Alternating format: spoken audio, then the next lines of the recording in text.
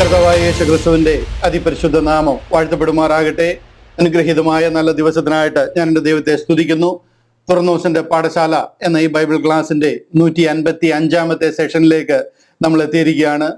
ഇന്നുകൊണ്ട് ഈ book complete ചെയ്യുവാൻ കർത്താവിൽ ആശ്രയിക്കുകയാണ്. Foundational doctrine of Christianity, hallelujah, Bible within the Bible എന്നൊക്കെ അറിയപ്പെടുന്ന ഈ പുസ്തകം, റോമാലേഖനം, കഴിഞ്ഞ ചില നാളുകളായിട്ട് നമുക്ക് പഠിക്കുവാൻ കർത്താവ് കൃപ തന്നു. ഈ പുസ്തകത്തെ സംബന്ധിച്ച് നമ്മൾ തുടക്കത്തിൽ തന്നെ അനേക കാര്യങ്ങൾ പറഞ്ഞിട്ടുണ്ട്. ഏറ്റവും അധികം പേരെ രക്ഷയിലേക്ക് നയിക്കുവാൻ ബാധ്യസ്ഥമായ പുസ്തകം ഈ ബൈബിളിൽ ഏതാണെന്ന് ചോദിച്ചു കഴിഞ്ഞാൽ അത് നമുക്ക് നിസ്തർക്കം പറയുവാൻ കഴിയും, റോമാലേഖനമാണ്. എല്ലാ പുസ്തകങ്ങളും ഈക്വലി ഇമ്പോർട്ടൻ്റ് ആയിരിക്കുമ്പോൾ തന്നെ ഒരു മനുഷ്യനെ രക്ഷയിലേക്ക്, ഈ കാലഘട്ടത്തിൽ രക്ഷയിലേക്ക് നയിക്കുവാൻ ഏറ്റവും അധികം ബാധ്യസ്ഥതയുള്ള പുസ്തകം ഏതെന്ന് ചോദിച്ചു കഴിഞ്ഞാൽ അത് റോമാലേഖനമാണ് എന്ന് നമുക്ക് പറയുവാൻ കഴിയും. ഇന്ന് ഉലകത്തിൽ അവൈലബിൾ ആയിട്ടുള്ള ഏറ്റവും വിലയേറിയ, വിലപിടിപ്പുള്ള ഡോക്യുമെന്റ് ഏതാണെന്ന് ചോദിച്ചു കഴിഞ്ഞാലും റോമാലേഖനമാണെന്ന് പറയുവാൻ കഴിയും. ബൈബിൾ വിതിൻ ദ ബൈബിൾ എന്നറിയപ്പെടുന്ന ഈ പുസ്തകം കഴിഞ്ഞ ചില നാളുകളായിട്ട് പഠിക്കുവാൻ കർത്താവ് നമ്മൾക്ക് കൃപ തന്നു. ഹല്ലേലൂയ. ഈ പുസ്തകത്തിന്റെ പഠനം തീർച്ചയായിട്ടും അനുഗ്രഹമായിരുന്നു എന്ന് ഞാൻ മനസ്സിലാക്കുന്നു, വിശ്വസിക്കുന്നു. അതിനായിട്ട് കർത്താവിന് നന്ദി പറയുന്നു. 2025 ഫെബ്രുവരി 15-ാം തീയതി ഈ റോമാലേഖനത്തിന്റെ പഠനം നമ്മൾ പ്രാർത്ഥിച്ച് ആരംഭിച്ചു. ഏകദേശം 16 അധ്യായങ്ങളിലേക്ക്, 16-ാമത്തെ അധ്യായത്തിലേക്ക് നമ്മൾ ഇന്ന് കടക്കുകയാണെങ്കിലും 16 അധ്യായങ്ങൾ ചിന്തിക്കുവാൻ കർത്താവ് നമുക്കിടയാക്കി. 40 ക്ലാസ്സുകൾ ഈ വിഷയത്തിൽ ചെയ്യുവാൻ ദൈവം നമുക്ക് കൃപ ചെയ്തു. ഞാൻ കഴിഞ്ഞ ദിവസം ഇതിന്റെ ഒരു സ്റ്റാറ്റിസ്റ്റിക്സ് നോക്കിക്കഴിഞ്ഞപ്പോൾ നിങ്ങളെ പെട്ടെന്ന് കാണിക്കാം. ദ ബുക്ക് ഓഫ് റോമൻസ്, ഇതിന്റെ അതിന്റെ ഒരു പ്ലേ ലിസ്റ്റിന്റെ ഒരു ഓവർവ്യൂ നോക്കിയപ്പോൾ ഇതാണ് നമുക്ക് കാണുവാൻ കഴിഞ്ഞ 1,30,500 പേര് നമ്മളെ ഈ റോമാലേഖനം പഠനം ശ്രദ്ധിക്കുവാൻ കാണുവാനിടയായി. 1,30,500 പേര്. അതുപോലെ തന്നെ ഏകദേശം 21,600 പേര്, മണിക്കൂറുകൾ, ടോട്ടൽ മണിക്കൂറുകൾ ജനം നമ്മളെ ശ്രദ്ധിച്ചു. അത് മിനിറ്റിൽ പറഞ്ഞു കഴിഞ്ഞാൽ 13 ലക്ഷം മിനിറ്റ്. ഈ റോമാലേഖന പഠനം നമ്മൾ നടത്തുമ്പോൾ ഇത്രമാത്രം ജനം നമ്മളെ ശ്രദ്ധിക്കുകയും ഇത്രമാത്രം മണിക്കൂറുകൾ, മിനിറ്റുകൾ ജനം അതിൽ ആ കാര്യങ്ങൾ മനസ്സിലാക്കുവാനായിട്ട് വേർതിരിക്കുകയും ചെയ്തു എന്ന് പറയുന്നത് എന്നെ സംബന്ധിച്ചിടത്തോളം, നമ്മളെ സംബന്ധിച്ചിടത്തോളം ലഭിക്കുന്ന ഏറ്റവും വലിയ അവാർഡാണ്. ഹല്ലേലൂയ. കർത്താവിന്റെ ആ കാൽവറി യാഗത്തെക്കുറിച്ചും നമ്മുടെ വീണ്ടെടുപ്പിനെ കുറിച്ചും ഇത്രമാത്രം ജനത്തോട് നമുക്ക് പറയുവാൻ കഴിഞ്ഞു എന്നുള്ളത് തീർച്ചയായിട്ടും ഞാൻ അതിൽ ഒത്തിരി അഭിമാനിക്കുന്നു. നിങ്ങളോടുള്ള അകമഴിഞ്ഞ നന്ദിയെ ഈ തരുണത്തിൽ ഞാൻ അറിയിക്കുന്നു. ദൈവം നമ്മളെ ധാരാളമായിട്ട് അനുഗ്രഹിക്കട്ടെ. നമ്മൾ റെഗുലർ ആയിട്ട് ആവറേജ് ഒരു 3000 പേരെല്ലാ എപ്പിസോഡുകളും കാണുന്നുണ്ട്. അവര് ഈ മനസ്സിലായത്, ഈ പഠിച്ച സത്യം, ഈ അറിഞ്ഞ ദൈവിക പദ്ധതികൾ അനേകരെ അറിയിക്കുകയാണെന്നുണ്ടെങ്കിൽ ഇതിനെ മൾട്ടിപ്ലൈ ബൈ 3000 ആണ്. മനസ്സിലായോ? ലക്ഷക്കണക്കിന് മില്യൺസ് ഓഫ് പീപ്പിളിനെ ഇത് അറിയിക്കുവാനായിട്ട് നമുക്ക് കഴിയും. അതിനായിട്ട് നമ്മൾ ഈ കാര്യങ്ങൾ യൂട്യൂബിൽ അവൈലബിൾ ആണ്. അപ്പോൾ തന്നെ നിങ്ങളുടെ ഹൃദയത്തിലും ഇത് അവൈലബിൾ ആണ് എന്ന് ഞാൻ മനസ്സിലാക്കുന്നു. ദൈവം നമ്മളെ വീണ്ടും അനുഗ്രഹിക്കട്ടെ. ഇതുപോലെ അടുത്തുള്ള പുസ്തകങ്ങൾ നമ്മൾ പഠിക്കുവാനായിട്ട് കർത്താവിൽ ആഗ്രഹിക്കുകയാണ്. അടുത്തതായിട്ട് നമ്മൾ കൊരിന്ത്യ ലേഖനത്തിലേക്ക് കടക്കുകയാണ്. വളരെ ഇൻട്രസ്റ്റിംഗ് ആയിട്ടുള്ള അനേക ചോദ്യങ്ങൾക്ക് മറുപടി പറഞ്ഞിരിക്കുന്ന ഒരു പുസ്തകമാണ് കൊരിന്ത്യ ലേഖനം. കൊരിന്ത്യ ലേഖനം നോക്കിക്കഴിഞ്ഞാൽ അതും 16 അധ്യായങ്ങളുണ്ട്. പക്ഷേ എന്നിരുന്നാലും അല്പം കൂടെ ഫാസ്റ്റ് ആയിട്ട് നമുക്ക് ചിന്തിക്കുവാൻ കഴിയും. രണ്ടാമത്തെ കൊരിന്ത്യ ലേഖനത്തിൽ കയറിയാൽ അത് 13 ലേഖനമാണ്. ആ ഒരു 2 പുസ്തകങ്ങളോട് ഒന്ന് തീർത്തു കഴിഞ്ഞാൽ പിന്നീട് നമ്മൾ ഫാസ്റ്റ് ആയിട്ട് അടുത്ത കാര്യങ്ങളിലേക്ക്, അടുത്ത പുസ്തകങ്ങൾ പഠിക്കുവാൻ കഴിയും. അതായത് ഗലേഷ്യൻസ്, എഫേഷ്യൻസ്, ഫിലിപ്പിയൻസ്, കൊലോഷ്യൻസ്, ഇതെല്ലാം 4, 5, 6 അധ്യായങ്ങളുള്ള പുസ്തകങ്ങളാണ്. എന്നിരുന്നാലും ആഴമായ ദൈവിക സത്യങ്ങൾ പറഞ്ഞിരിക്കുന്ന ബുക്കുകളാണ്. അവിടെയൊക്കെ നമുക്ക് അല്പം സമയം ചെലവാക്കേണ്ടതായിട്ട് വരും. പക്ഷെ എന്നുണ്ടെങ്കിൽ വരുന്ന നാളുകളിൽ നമുക്കൊരു നല്ല പ്രോഗ്രസ് ഉണ്ടാക്കാൻ കഴിയും എന്ന് ഞാൻ കർത്താവിൽ ആശിക്കുകയും വിശ്വസിക്കുകയും ചെയ്യുകയാണ്. അനേകരോട് ഈ സത്യങ്ങളെ പറഞ്ഞു കൊടുക്കുവാൻ, പഠിക്കുവാൻ, പഠിച്ചത് മറ്റുള്ളവരുടെ മുന്നിൽ അറിയിക്കുവാൻ, ധൈര്യം കാണിക്കുവാൻ, ആത്മീക ധൈര്യത്തിൽ ഉറയ്ക്കുവാൻ ഒക്കെ ദൈവം ജനത്തെ സഹായിക്കട്ടെ എന്ന് ഞാൻ പ്രാർത്ഥിക്കുന്നു. റോമാലേഖനം എന്നുള്ളത് നമ്മൾ പഠിക്കുമ്പോഴൊക്കെ പറയുന്ന പോലെ തന്നെ ഒരു അടിസ്ഥാന പ്രമാണം പറഞ്ഞിരിക്കുന്ന പുസ്തകമാണ്. ആ പ്രമാണം നമ്മുടെ ഉള്ളിൽ അടിസ്ഥാനമായിട്ട് ഇട്ട് കഴിഞ്ഞാൽ പിന്നെ അതിന്റെ പുറത്താണ് ഓരോരോ കല്ലുകൾ വയ്ക്കുന്നത്. ആ ഒരു ആത്മീയ ഗ്രഹം നമ്മൾ പണിയുന്നത് അതിന്റെ പുറത്താണ്. ആ ബേസ് സ്ട്രോങ് ആയി കഴിഞ്ഞാൽ അതിന്റെ പുറത്ത് കൊരിന്ത്യ ലേഖനം, 2-ാമത്തെ കൊരിന്ത്യ ലേഖനം, ഗലാത്യ ലേഖനം, ഈ കല്ലുകൾ വെച്ച് നമ്മൾ ആത്മീയ ഗ്രഹത്തെ പണിയുവാൻ കർത്താവിന്റെ വരവ് താമസിക്കുന്നുവെങ്കിൽ അനേകർക്ക് വേണ്ടി ഈ സുവിശേഷം അനേകരോട് അറിയിക്കുവാൻ നെഞ്ചും നെറ്റിയും കാണിച്ച് കർത്താവിന്റെ മഹിമ കണ്ട സാക്ഷികളായിട്ട് നിൽക്കുവാൻ അനേകരെ ദൈവം വാർത്തെടുക്കട്ടെ. ഈ ദൈവിക പഠനം അതിനായിട്ട് ഒരുങ്ങട്ടെ എന്ന് ഞാൻ കർത്താവിൽ ആശിക്കുകയും പ്രാർത്ഥിക്കുകയും ചെയ്യുന്നു. ദൈവം നമ്മളെ അനുഗ്രഹിക്കട്ടെ.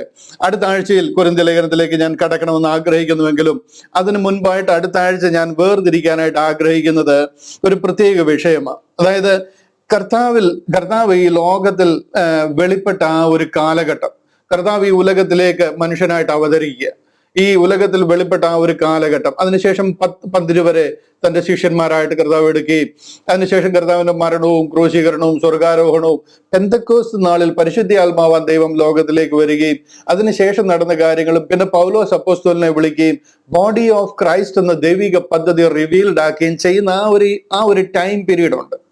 അവിടെ ഒരു ഭയങ്കരമായിട്ട് അനേക കാര്യങ്ങൾ, ദൈവിക പദ്ധതികൾ നിറവേറിയ ഒരു ടൈം പീരീഡാണ്. ദൈവം ലോകത്തോട് ഡയറക്റ്റ് ഇറങ്ങി വന്ന് ഇടപെട്ടുകൊണ്ടിരിക്കുന്ന ഒരു ടൈം പീരീഡാണ്. എന്നാൽ അവിടെ കംപ്ലീറ്റ് മൂടൽ മഞ്ഞ് ബാധിച്ചിരിക്കുക, അവിടെ ഭയങ്കര പുക പടലത്താൽ മൂടിയിരിക്കുക. അതിന്റെ ഫലമായിട്ടാണ് ഇന്ന് ക്രിസ്ത്യാനിറ്റി എന്താണെന്ന് അറിയാൻ വയ്യാതെ പോയിരിക്കുന്നത്.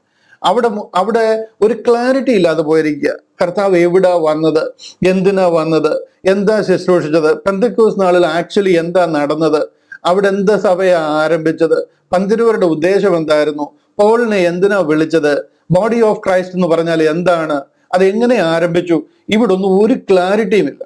അത് കാരണമാണ് ഇന്ന് 45,000-ലേറെ ക്രിസ്തീയ വിഭാഗങ്ങള് തരത്തിൽ ഓരോരോ ടൈപ്പില് തിരുമേനിമാരും കർദിനാൾമാരും അതുപോലെ നേതാക്കന്മാരും ഉപദേശിമാരും ലോഹയും കുപ്പായും ഒക്കെ ഇട്ട് അങ്ങനെ ഓരോരുത്തർ ഈ സംഗതി ഓരോ ലെവലിലേക്ക് ഡിവൈഡ് ചെയ്ത് മാറ്റിയിരിക്കുക. അതിന്റെ ഒരു ക്ലിയർ കട്ട് അണ്ടർസ്റ്റാൻഡിങ് വളരെ ഇമ്പോർട്ടൻ്റ് ആണ് തിരുവചന പഠനത്തിന്. അപ്പൊ അതുകൊണ്ട് അടുത്ത ആഴ്ചയിൽ ഞാൻ ആഗ്രഹിക്കുന്നത് ഓൾഡ് ടെസ്റ്റ്മെന്റിന്റെ അവസാന ഭാഗം, ജോൺ ദ ബാപ്റ്റിസ്റ്റ് ലോകത്തിലേക്ക് വരുന്ന ആ ഭാഗം, കർത്താവ് യേശു ക്രിസ്തു വരുന്നു, 12 വരെ എടുക്കുന്നു, പെന്തക്കോസ്ത് കർത്താവിന്റെ മരണം അടക്ക പുനരുദ്ധാനം, പെന്തക്കോസ്ത് നടക്കുന്നു, അതിനുശേഷം പൗലോസ് അപ്പോസ്തലനെ വിളിക്കുന്നു, ആ ബോഡി ഓഫ് ക്രൈസ്റ്റ് എന്ന ദൈവിക പദ്ധതി ആരംഭിക്കുന്നു. ഇവിടെ ഒന്ന് ഫോക്കസ്ഡ് ആയിട്ട് ഒന്ന് ടോർച്ച് അടിച്ച് ആ ഭാഗം അത് എന്താണ് അവിടെ നടന്നത് എന്നുള്ളത് ക്ലിയർ ആയിട്ട് നിങ്ങളെ ഒന്ന് കാണിക്കാനും ആ ഭാഗത്തുള്ള സംശയങ്ങളൊന്ന് മാറ്റി അതൊന്ന് ക്ലിയർ ആക്കി തരുവാനുമായിട്ടാണ് അടുത്ത ആഴ്ച ഞാൻ വേർതിരിക്കുന്നത്. അതിനുശേഷം അതിന്റെ പിന്നത്തെ ആഴ്ച മുതൽ നമ്മൾ കൊരിന്ത്യ ലേഖനത്തിലേക്ക് കടക്കും. ഈ ഒരു ക്ലാരിറ്റി, ഒരു അണ്ടർസ്റ്റാൻഡിങ് നമുക്ക് വളരെ ആവശ്യമാണ്. ദൈവം അതിനായിട്ട് നമ്മളെ സഹായിക്കട്ടെ. ഹല്ലേലൂയ. ഇന്ന് റോമാലേഖനത്തിന്റെ അവസാനത്തെ അധ്യായത്തിലേക്ക് നമ്മൾ വരികയാണ്. ഇത് ചിന്തിച്ചു തീരും. ഇതിൽ കൂടുതലും സല്യൂട്ടേഷൻ, എന്താ പറയുന്നത്, വന്ദനവും മുന്നറിയിപ്പുകളും ഒക്കെ ആയിട്ട് പറഞ്ഞ് ഈ അധ്യായം തീരുകയാണ്. ഞാൻ ഇതിനു മുൻപ് ഓർപ്പിച്ചിരുന്നു നമുക്ക് റോമാലേഖനത്തിന്റെ അവസാനത്തിൽ ഒരു ടെസ്റ്റ് ഉണ്ടായിരിക്കും എന്നുള്ളത്. ആ ടെസ്റ്റ് ഞാൻ ഇന്ന് കാണിക്കാം, ഇപ്പോൾ തന്നെ അത് കാണിക്കാം. അതിന്റെ അവസാനത്തിൽ ഞാൻ ഒരിക്കൽ കൂടെ പ്രൊജക്ട് ചെയ്യാം. അപ്പോൾ ആരെങ്കിലും ഈ സമയത്ത് ജോയിൻ ആയിട്ടില്ല എന്നുണ്ടെങ്കിൽ അവർക്ക് ആ ക്വസ്റ്റ്യൻ എന്താണെന്ന് കാണുവാനായിട്ട് കഴിയുമല്ലോ. ഇതാണ് നമ്മൾ റോമാലേഖനത്തിനോടുള്ള ബന്ധത്തിൽ ചോദിക്കുവാൻ ആഗ്രഹിക്കുന്ന ക്വസ്റ്റ്യൻ. നമ്മളെ ശ്രദ്ധിച്ചിരുന്നവർക്കൊക്കെ ഈ വിഷയം, ഇതിനെക്കുറിച്ച് നിങ്ങൾക്ക് കുറഞ്ഞതൊരു 3 പേജിലെങ്കിലും കുറയാത്ത ലെവലിൽ ഈ വിഷയത്തെക്കുറിച്ച് എഴുതി ഇമെയിലിലോ വാട്സാപ്പിലോ എങ്ങനെയെങ്കിലും, ഇനി പേപ്പർ എനിക്ക് പേഴ്സണലായിട്ട് അയച്ചു തരുമോ, എങ്ങനെ വേണമെങ്കിലും ചെയ്യാം. നമ്മുടെ അടുത്തുള്ള ഏതെങ്കിലും ചർച്ചിൽ കൊടുത്തിട്ട് എന്നെ ഏൽപ്പിക്കണമെന്ന് പറഞ്ഞു കഴിഞ്ഞാലും അത് എൻ്റെ കയ്യിൽ ലഭിക്കുന്ന രീതിയിൽ ചെയ്യാം. 1 മാസത്തെ സാവകാശമുണ്ട്. നിങ്ങൾക്ക് മനസ്സിലായത് ഒത്തിരി വാരി വലിച്ചെഴുതാതെ ക്രിസ്പായിട്ട് എന്താണ് ഇതിൽ നിന്ന് നിങ്ങൾക്ക് മനസ്സിലായത് എന്നുള്ളത് വ്യക്തമായിട്ട് എഴുതി കൈമാറുവാനായിട്ട് ഞാൻ നിങ്ങളെ ഓർപ്പിക്കുക. ചോദ്യം ഇതാണ്: how can sinful human being be made right, അതായത് justified before a righteous God. ദൈവത്തിന്റെ മുമ്പിൽ എങ്ങനെ പാപികളായ മനുഷ്യർക്ക് നീതിമാനായ ദൈവത്തിന്റെ മുമ്പാകെ നീതീകരിക്കപ്പെട്ടവരായി മാറാൻ കഴിയും? വളരെ സിമ്പിളായിട്ടുള്ളൊരു ചോദ്യമാണ് എന്ന് നമുക്ക് തോന്നുമെങ്കിലും അതിനെ എക്സ്പ്ലെയിൻ ചെയ്യാനായിട്ട് നിങ്ങൾ ഉപയോഗിക്കേണ്ട വാക്യം അതിന്റെ താഴത്തെ വാക്യമാണ്. റോമാലേഖനം 1-ാം അധ്യായം അതിന്റെ 16-17 വാക്യങ്ങളെ ബേസ് ചെയ്ത് വേണം ഇതിനെ കംപ്ലീറ്റ് എലാബറേറ്റ് ചെയ്യാൻ, ഇതിനെ എക്സ്പ്ലെയിൻ ചെയ്യാനായിട്ട്, ഇതിനെ വിവരിക്കാനായിട്ട്. സുവിശേഷത്തെക്കുറിച്ച് എനിക്ക് ലജ്ജയില്ല. വിശ്വസിക്കുന്ന ഏവനും, ആദ്യം യഹൂദനും പിന്നെ യവനനും, അത് രക്ഷയ്ക്കായിട്ട് ദൈവശക്തിയാകുന്നുവല്ലോ. അതിൽ ദൈവത്തിന്റെ നീതി വിശ്വാസം ഹേതുവായും വിശ്വാസത്തിനായി കൊണ്ടും വെളിപ്പെടുന്നു. നീതിമാൻ വിശ്വാസത്താൽ ജീവിക്കും എന്ന് എഴുതിയിരിക്കുന്നുവല്ലോ. ഇതാണ് റോമർ 1:16-17 വാക്യങ്ങൾ.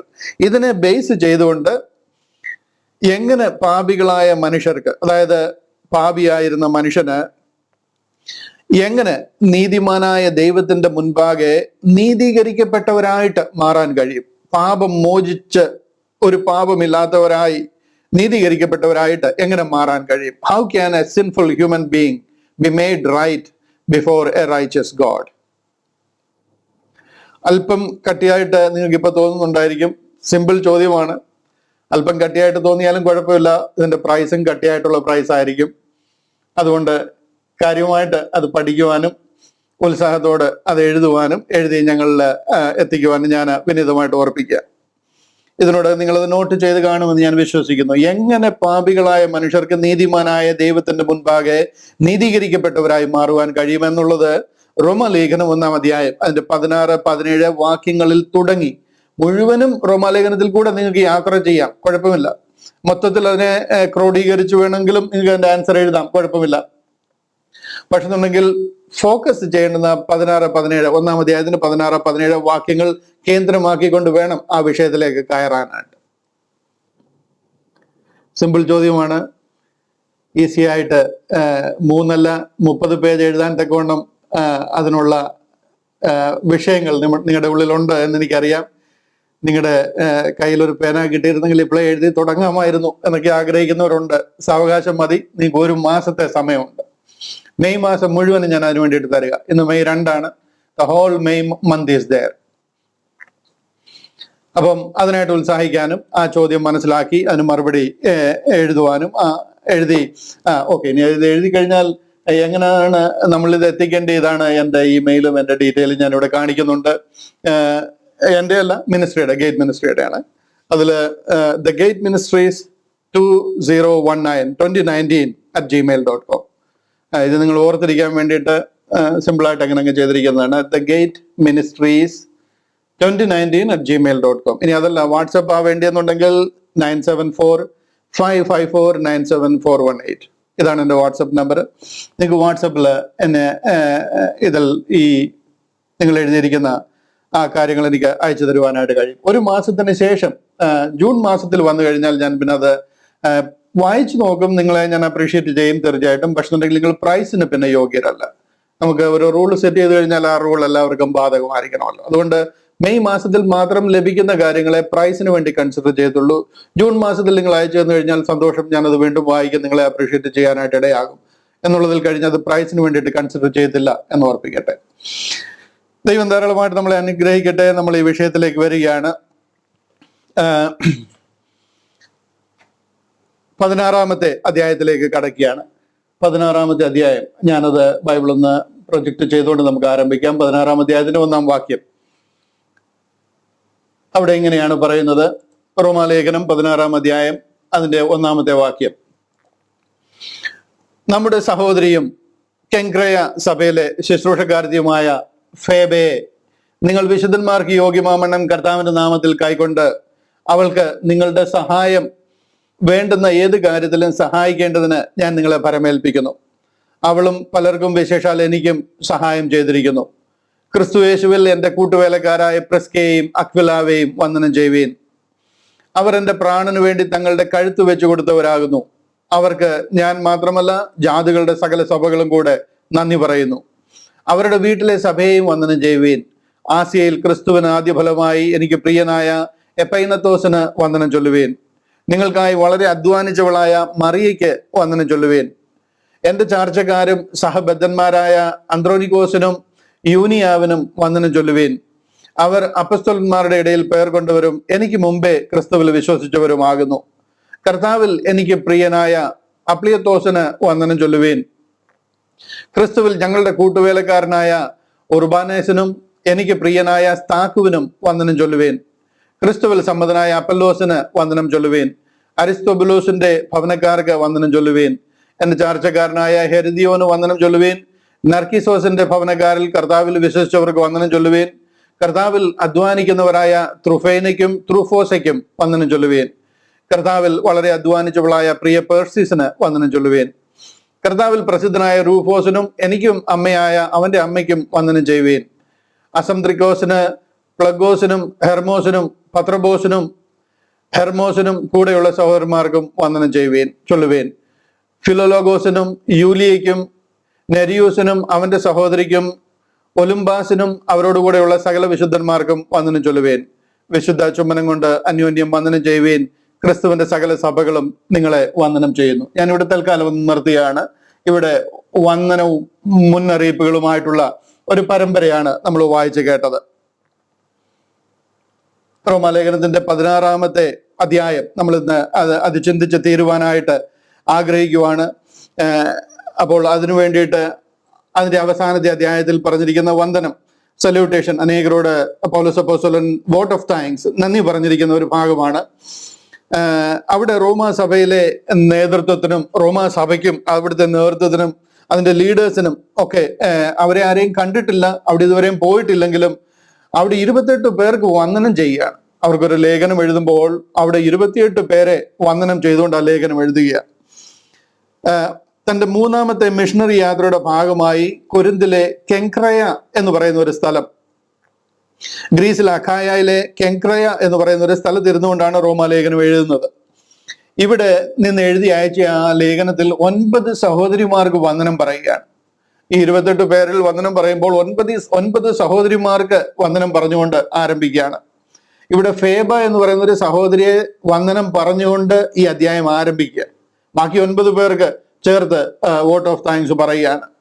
ഞാൻ അതെടുത്ത് പറയാൻ കാര്യം, ഇവിടെ കണ്ടില്ല, നമ്മുടെ സഹോദരിയും കെങ്ക്രയിലെ ശുശ്രൂഷക്കാരത്തിയുമായ ഫേബയെ നിങ്ങൾ വിശുദ്ധന്മാർക്ക് യോഗ്യമാവണ്ണം കർത്താവിന്റെ നാമത്തിൽ കൈക്കൊണ്ട് അവൾക്ക് നിങ്ങളുടെ സഹായം വേണ്ടുന്ന ഏത് കാര്യത്തിലും സഹായിക്കേണ്ടതിന് ഞാൻ നിങ്ങളെ ഭരമേൽപ്പിക്കുന്നു. അവളും പലർക്കും, വിശേഷാൽ എനിക്കും സഹായം ചെയ്തിരിക്കുന്നു. ഫേബയെ വേണ്ടുന്ന എല്ലാ സഹായങ്ങളും ചെയ്യാമെന്ന് പറഞ്ഞ് ഫേബയ്ക്ക് വന്ദനം പറഞ്ഞുകൊണ്ടും എഴുതിയിരിക്കുകയാണ്. പൗലോസ് അപ്പോസ്തലൻ പലരും ചിന്തിക്കുന്നത് പോലെ സഹോദരിമാർക്ക് എതിരായിരുന്നെന്നോ അല്ലെന്നുണ്ടെങ്കിൽ അവരുടെ ശുശ്രൂഷയെ ആദരിച്ചിരുന്നില്ലെന്നോ ഒന്നും ചിന്തിക്കരുത്. ഏറ്റവും കൂടുതൽ സഹോദരിമാരെ മാനിക്കുകയും സ്നേഹിക്കുകയും ചെയ്തിരുന്ന ഒരു അപ്പോസ്തലനാണ് പൗലോസ് അപ്പോസ്തലൻ. തൻ്റെ കൂടെ ജീവൻ കളഞ്ഞു നിന്ന അനേക സ്ത്രീകളുണ്ട്, അനേക സഹോദരിമാരുണ്ട്. അവരിൽ ചിലരുടെ പേരാ പറഞ്ഞിരിക്കുന്നത്. മുന്നോട്ട് നമ്മൾ ചിന്തിക്കുമ്പോൾ 1-2 ഇൻസ്റ്റൻസസ് ഞാൻ കാണിക്കാം. എത്രമാത്രം അവർ പോളിനോട് കൂടെ ചേർന്ന് നിന്നിരുന്നു, ആ ശുശ്രൂഷയിൽ കൈത്താങ്ങലായി വലംകരം കൊടുത്ത് തന്നോടൊപ്പം ഉണ്ടായിരുന്നു എന്നുള്ളത് നമുക്ക് കാണുവാനായിട്ട് കഴിയും. സഹോദരിമാരെ വളരെ സ്നേഹിക്കുകയും മാനിക്കുകയും ആദരിക്കുകയും ചെയ്യുന്ന ഒരു അപ്പോസ്തലൻ തന്നെയാണ് പൗലോസ് അപ്പോസ്തലൻ. എങ്കിലും ചില സ്ഥലങ്ങളിൽ ചില കാര്യങ്ങൾ എടുത്തു പറഞ്ഞിട്ടുണ്ട്. അതിന് ആ കാലഘട്ടത്തിൽ അതിൻ്റെതായിട്ടുള്ള റീസൺസ് ഉണ്ടായിരുന്നത് കൊണ്ടാണ് താൻ അങ്ങനെ പറഞ്ഞിരിക്കുന്നത്. വളരെയധികം സഹോദരിമാരെ സ്നേഹിക്കുകയും മാനിക്കുകയും ചെയ്തിരുന്നു എന്ന് പറയുമ്പോൾ തന്നെ ഫേബയെ കുറിച്ച് പറഞ്ഞു തുടങ്ങിയ, വന്ദനം ചെയ്യുമ്പോഴേ ഒരു സഹോദരിയുടെ പേര് പറഞ്ഞു തുടങ്ങിയ. പിന്നെ നമ്മൾ മുന്നോട്ട് നോക്കിക്കഴിഞ്ഞാൽ നമുക്ക് പലരെ കാണാം. പ്രിസ്കില്ലയെ കാണാം, അതുപോലെ മറിയ, അത് ഈ ഗ്രീസിലെ മറിയ, അവിടെയുള്ള ഒരു മറിയ ഉണ്ട്, ആ മറിയയെ കാണാം. ജുനിയ, അതുപോലെ തന്നെ ത്രുഫൈന, ത്രുഫോസെ, പേഴ്സിസ്, ജുലിയ, ഇതെല്ലാം സഹോദരിമാരാ. അത് കൂടാതെ തന്നെ ലിഡിയ, അപ്പിയ, നുംഫ, ഇവരെല്ലാം പൗലോസിന്റെ കൂടെ ശുശ്രൂഷിച്ചിരുന്നവരാണ്. നമ്മൾ ഓർക്കണം. നുംഫയുടെ വീട്ടിലൊരു ചർച്ച് ഉണ്ടായിരുന്നു, അപ്പിയയുടെ വീട്ടിലൊരു ചർച്ച് ഉണ്ടായിരുന്നു. കൊലോസിയ സഭ അപ്പിയയുടെ വീട്ടിലെ സഭയാ. ഫിലമോന്റെ ഭാര്യയാണ് അപ്പിയ. അപ്പിയയുടെ വീട്ടിൽ കൂടി വന്നിരുന്ന സഭയാ കൊലോസിയയിലെ സഭ. ലിഡിയയുടെ വീട്ടിൽ സഭയുണ്ടായിരുന്നു. യൂറോപ്പിലെ ആദ്യത്തെ സഭ ആരംഭിക്കുന്നത് തന്നെ ലിഡിയയുടെ വീട്ടിലാണ്. ജുലിയ വളരെ ശക്തമായിട്ട് പോളിന്റെ കൂടെ നിന്നിരുന്ന ഒരു സിസ്റ്ററാണ്. പേഴ്സിസ് ജീവൻ കളഞ്ഞ് പോളിന്റെ കൂടെ ഉണ്ടായിരുന്ന ഒരു സിസ്റ്ററാണ്. ഈ ത്രുഫൈന, ത്രുഫോസെ എന്ന് പറയുന്ന അവർ രണ്ടുപേരും അവര് സിസ്റ്റേഴ്സാണ്. അവരുടെ വീട്ടിൽ കൂടിവരവുകളും പ്രാർത്ഥനകളും നടന്നിരുന്ന ഒരു വീടാണ്. ജുനിയ അതുപോലെ തന്നെ വളരെ കർത്താവിന് വേണ്ടി അധ്വാനിച്ചതാണ്. മറിയ, ഈ മറിയയ്ക്ക് മാത്രമായിട്ട് വന്ദനം ചൊല്ലിയിരിക്കുന്നത് അത്ര ആത്മാർത്ഥതയോട് ദൈവത്തിന് പോളിന്റെ കൂടെ അധ്വാനിച്ചു. പ്രിസ്കില്ല എന്ന് പറയുന്നത് പോളിന്റെ റൂംമേറ്റ് ആയിരുന്നു, അക്വിലാസും പ്രിസ്കില്ലയും. ആ റൂംമേറ്റ് എന്ന് പറഞ്ഞു കഴിഞ്ഞാൽ 2-2.5 വർഷം ഒന്നിച്ച് പോളിന്റെ കൂടെ താമസിക്കുക എന്ന് പറയുമ്പോൾ നിങ്ങൾക്കൊന്ന് മനസ്സിലാക്കാം എന്തോ ഒരു ഇമ്പാർട്ടേഷൻ അവരുടെ ഉള്ളിലേക്ക് ചെന്നിരിക്കുന്നത് എന്നുള്ള വചനത്തിന്റെ വെളിപ്പാട്. അവരെല്ലാത്തിലും പോളിന്റെ കൂടെ ഉണ്ടായിരുന്നു, പോകുന്നിടത്തൊക്കെ പോളിന്റെ കൂടെ ഉണ്ടായിരുന്നു. അതുകൊണ്ടാണ് പോൾ തിരിച്ച് യെരുശലേമിലേക്ക് പോകുമ്പോൾ അവരെ എന്താ പറയുന്നത്, എഫെസോസിൽ വിട്ടിട്ടാ പോകുന്നത്. എഫെസോസിൽ വിട്ടിട്ട് പോകുമ്പോൾ തന്നെ അവരുടെ ഭവനത്തിൽ ഒരു സഭ ആരംഭിക്കുക.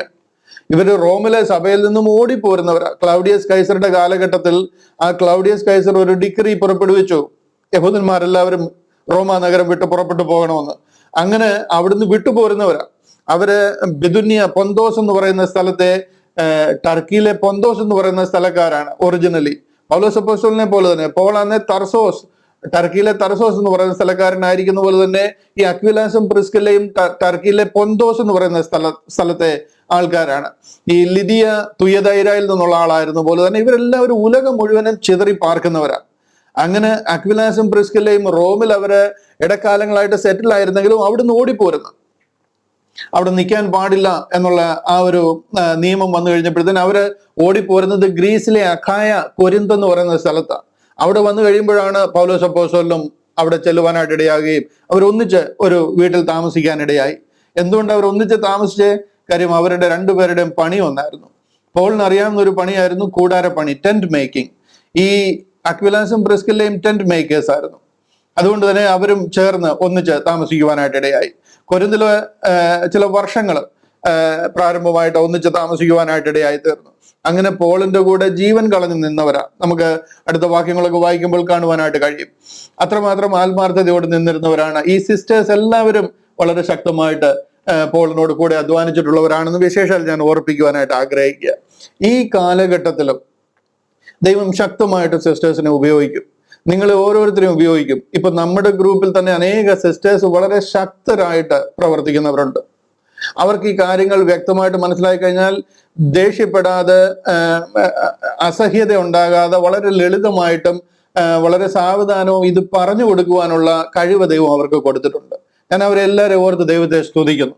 ശക്തമായിട്ട് ഈ സുവിശേഷം മനസ്സിലാക്കുവാൻ ദിവസങ്ങളെടുത്ത്, മണിക്കൂറുകളെടുത്ത് ഇത് കേൾക്കുവാനും മനസ്സിലാക്കി മറ്റുള്ളവർക്ക് കുടുംബത്തിലും അവരെ അറിയാവുന്നിടത്തും അവരുടെ ഫ്രണ്ട്സിനിടയിലും ഒക്കെ അത് കൈമാറ്റം ചെയ്യുവാനും ഒക്കെ ദൈവം ഉപയോഗിച്ചുകൊണ്ടിരിക്കുന്നു.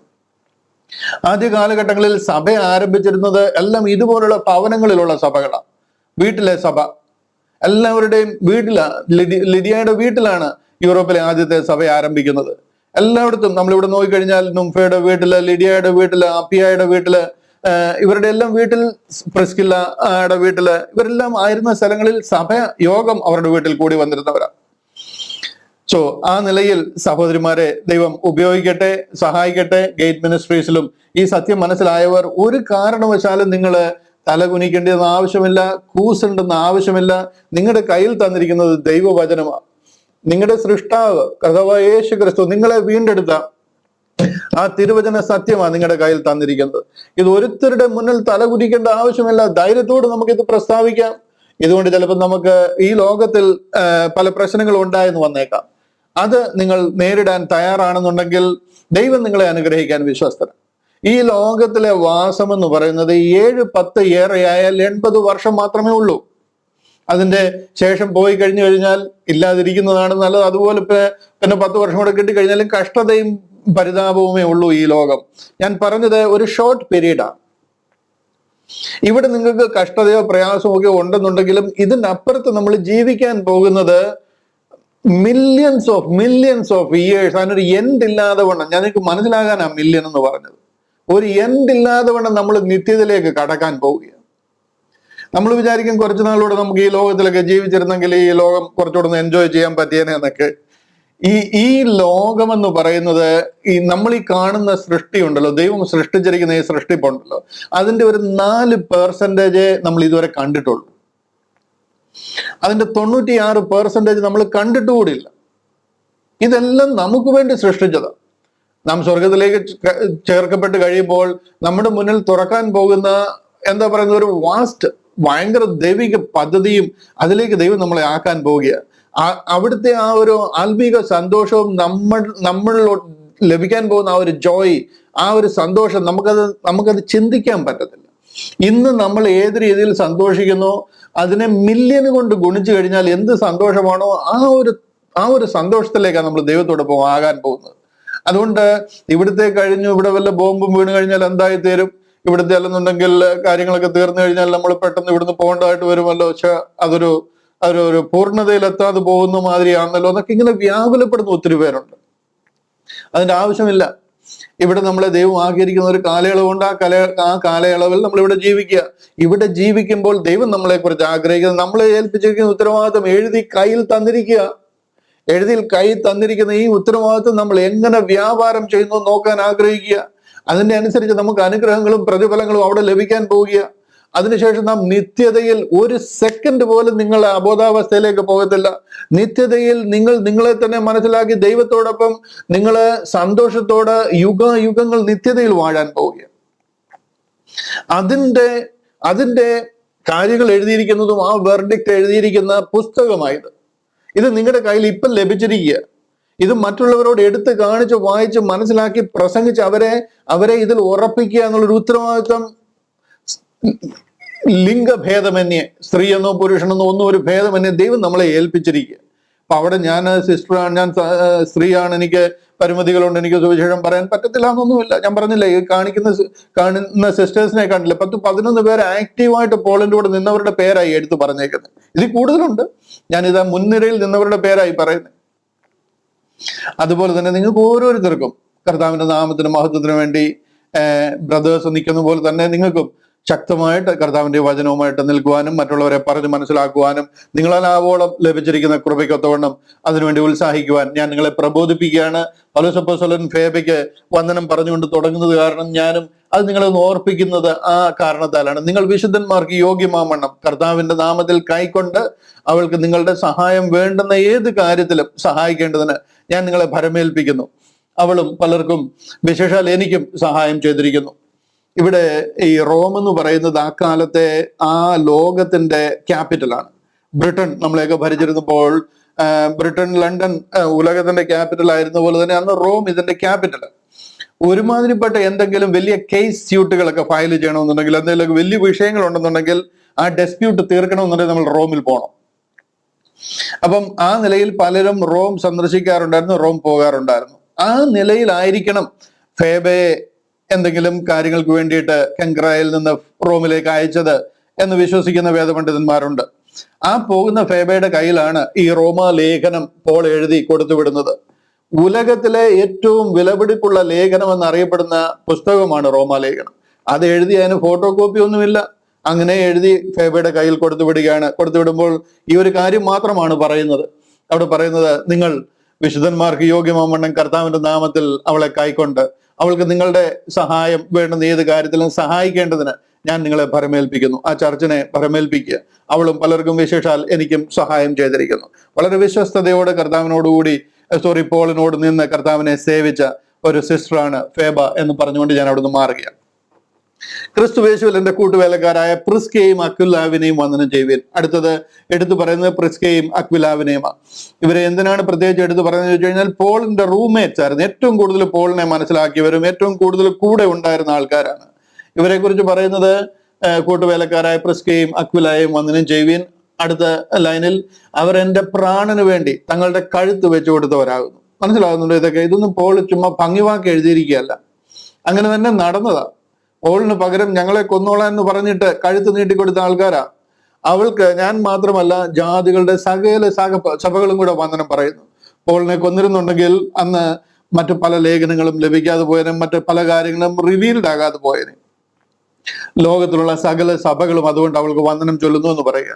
അവരുടെ വീട്ടിലെ സഭയെയും വന്ദനം ചെയ്യുവീൻ. ആസിയയിൽ ക്രിസ്തുവിന് ആദ്യ ഫലമായി എനിക്ക് പ്രിയനായ എപ്പൈനത്തോസിന് വന്ദനം ചൊല്ലുവീൻ. ഓക്കെ, അവരുടെ വീട്ടിലെ സഭയും വന്ദനം ചൊല്ലുവീൻ എന്ന് പറയുന്നത്, ഇവിടെ ഒരു കാര്യം മനസ്സിലാക്കണം. ഈ പ്രിസ്കയെയും അക്വിലാവിനെയും ഞാൻ പറഞ്ഞല്ലോ, അവര് പോളിന്റെ കൂടെ കൊരിന്തിലുണ്ടായിരുന്നു. അതിനുശേഷം പൗലോസ് അപ്പോസ്തലൻ യെരുശലേമിലേക്ക് പോരുന്നപ്പോൾ അവരെ എഫെസോസിൽ വിട്ടിട്ട് പോരുന്നു.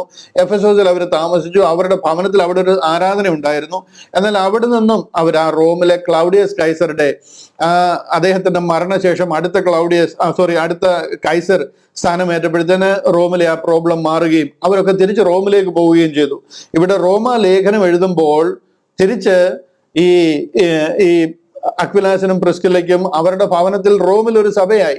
അതായത് എഫെസോസിലോട്ട് സഭ ഉണ്ടായിരുന്നു. അവിടെ നിന്ന് അവർ തിരിച്ച് വീണ്ടും റോമിലേക്ക് പോവുകയും അവിടെയും ഒരു സഭ ആരംഭിക്കുവാൻ അവരുടെ ഭവനത്തിൽ, ആ സഭയാണ് വന്ദനം ചെയ്യാൻ പറയുന്നത്. ഇവിടെ കഴിഞ്ഞ വാക്യത്തിൽ ഈ കാണിക്കുന്നത്, ഞാനതൊന്ന് പ്രൊജക്ട് ചെയ്തോട്ടെ.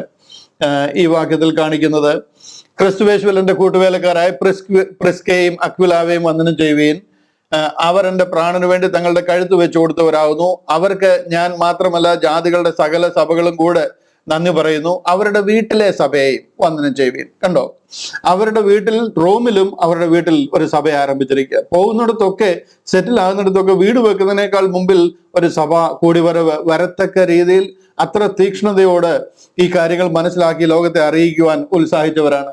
ഇവരെന്തിനാണ് പോളിന് വേണ്ടി ജീവൻ വെച്ചു കൊടുത്തതെന്നൊക്കെ ചോദിച്ചു കഴിഞ്ഞാൽ ഒത്തിരിയും സംഭവങ്ങൾ നമുക്ക് കാണുവാൻ കഴിയും. ഞാൻ ഒന്ന് രണ്ടെണ്ണം പെട്ടെന്ന് നിങ്ങളുടെ ഒരു അറിവിന് വേണ്ടിയിട്ട് ഒന്നൊന്ന് പ്രൊജക്ട് ചെയ്തിട്ട് മാറാം. അവിടെ നിന്ന് 19 അധ്യായം, അപ്പോസ്തല പ്രവൃത്തികൾ 19 അധ്യായത്തിന്റെ 23 വാക്യം.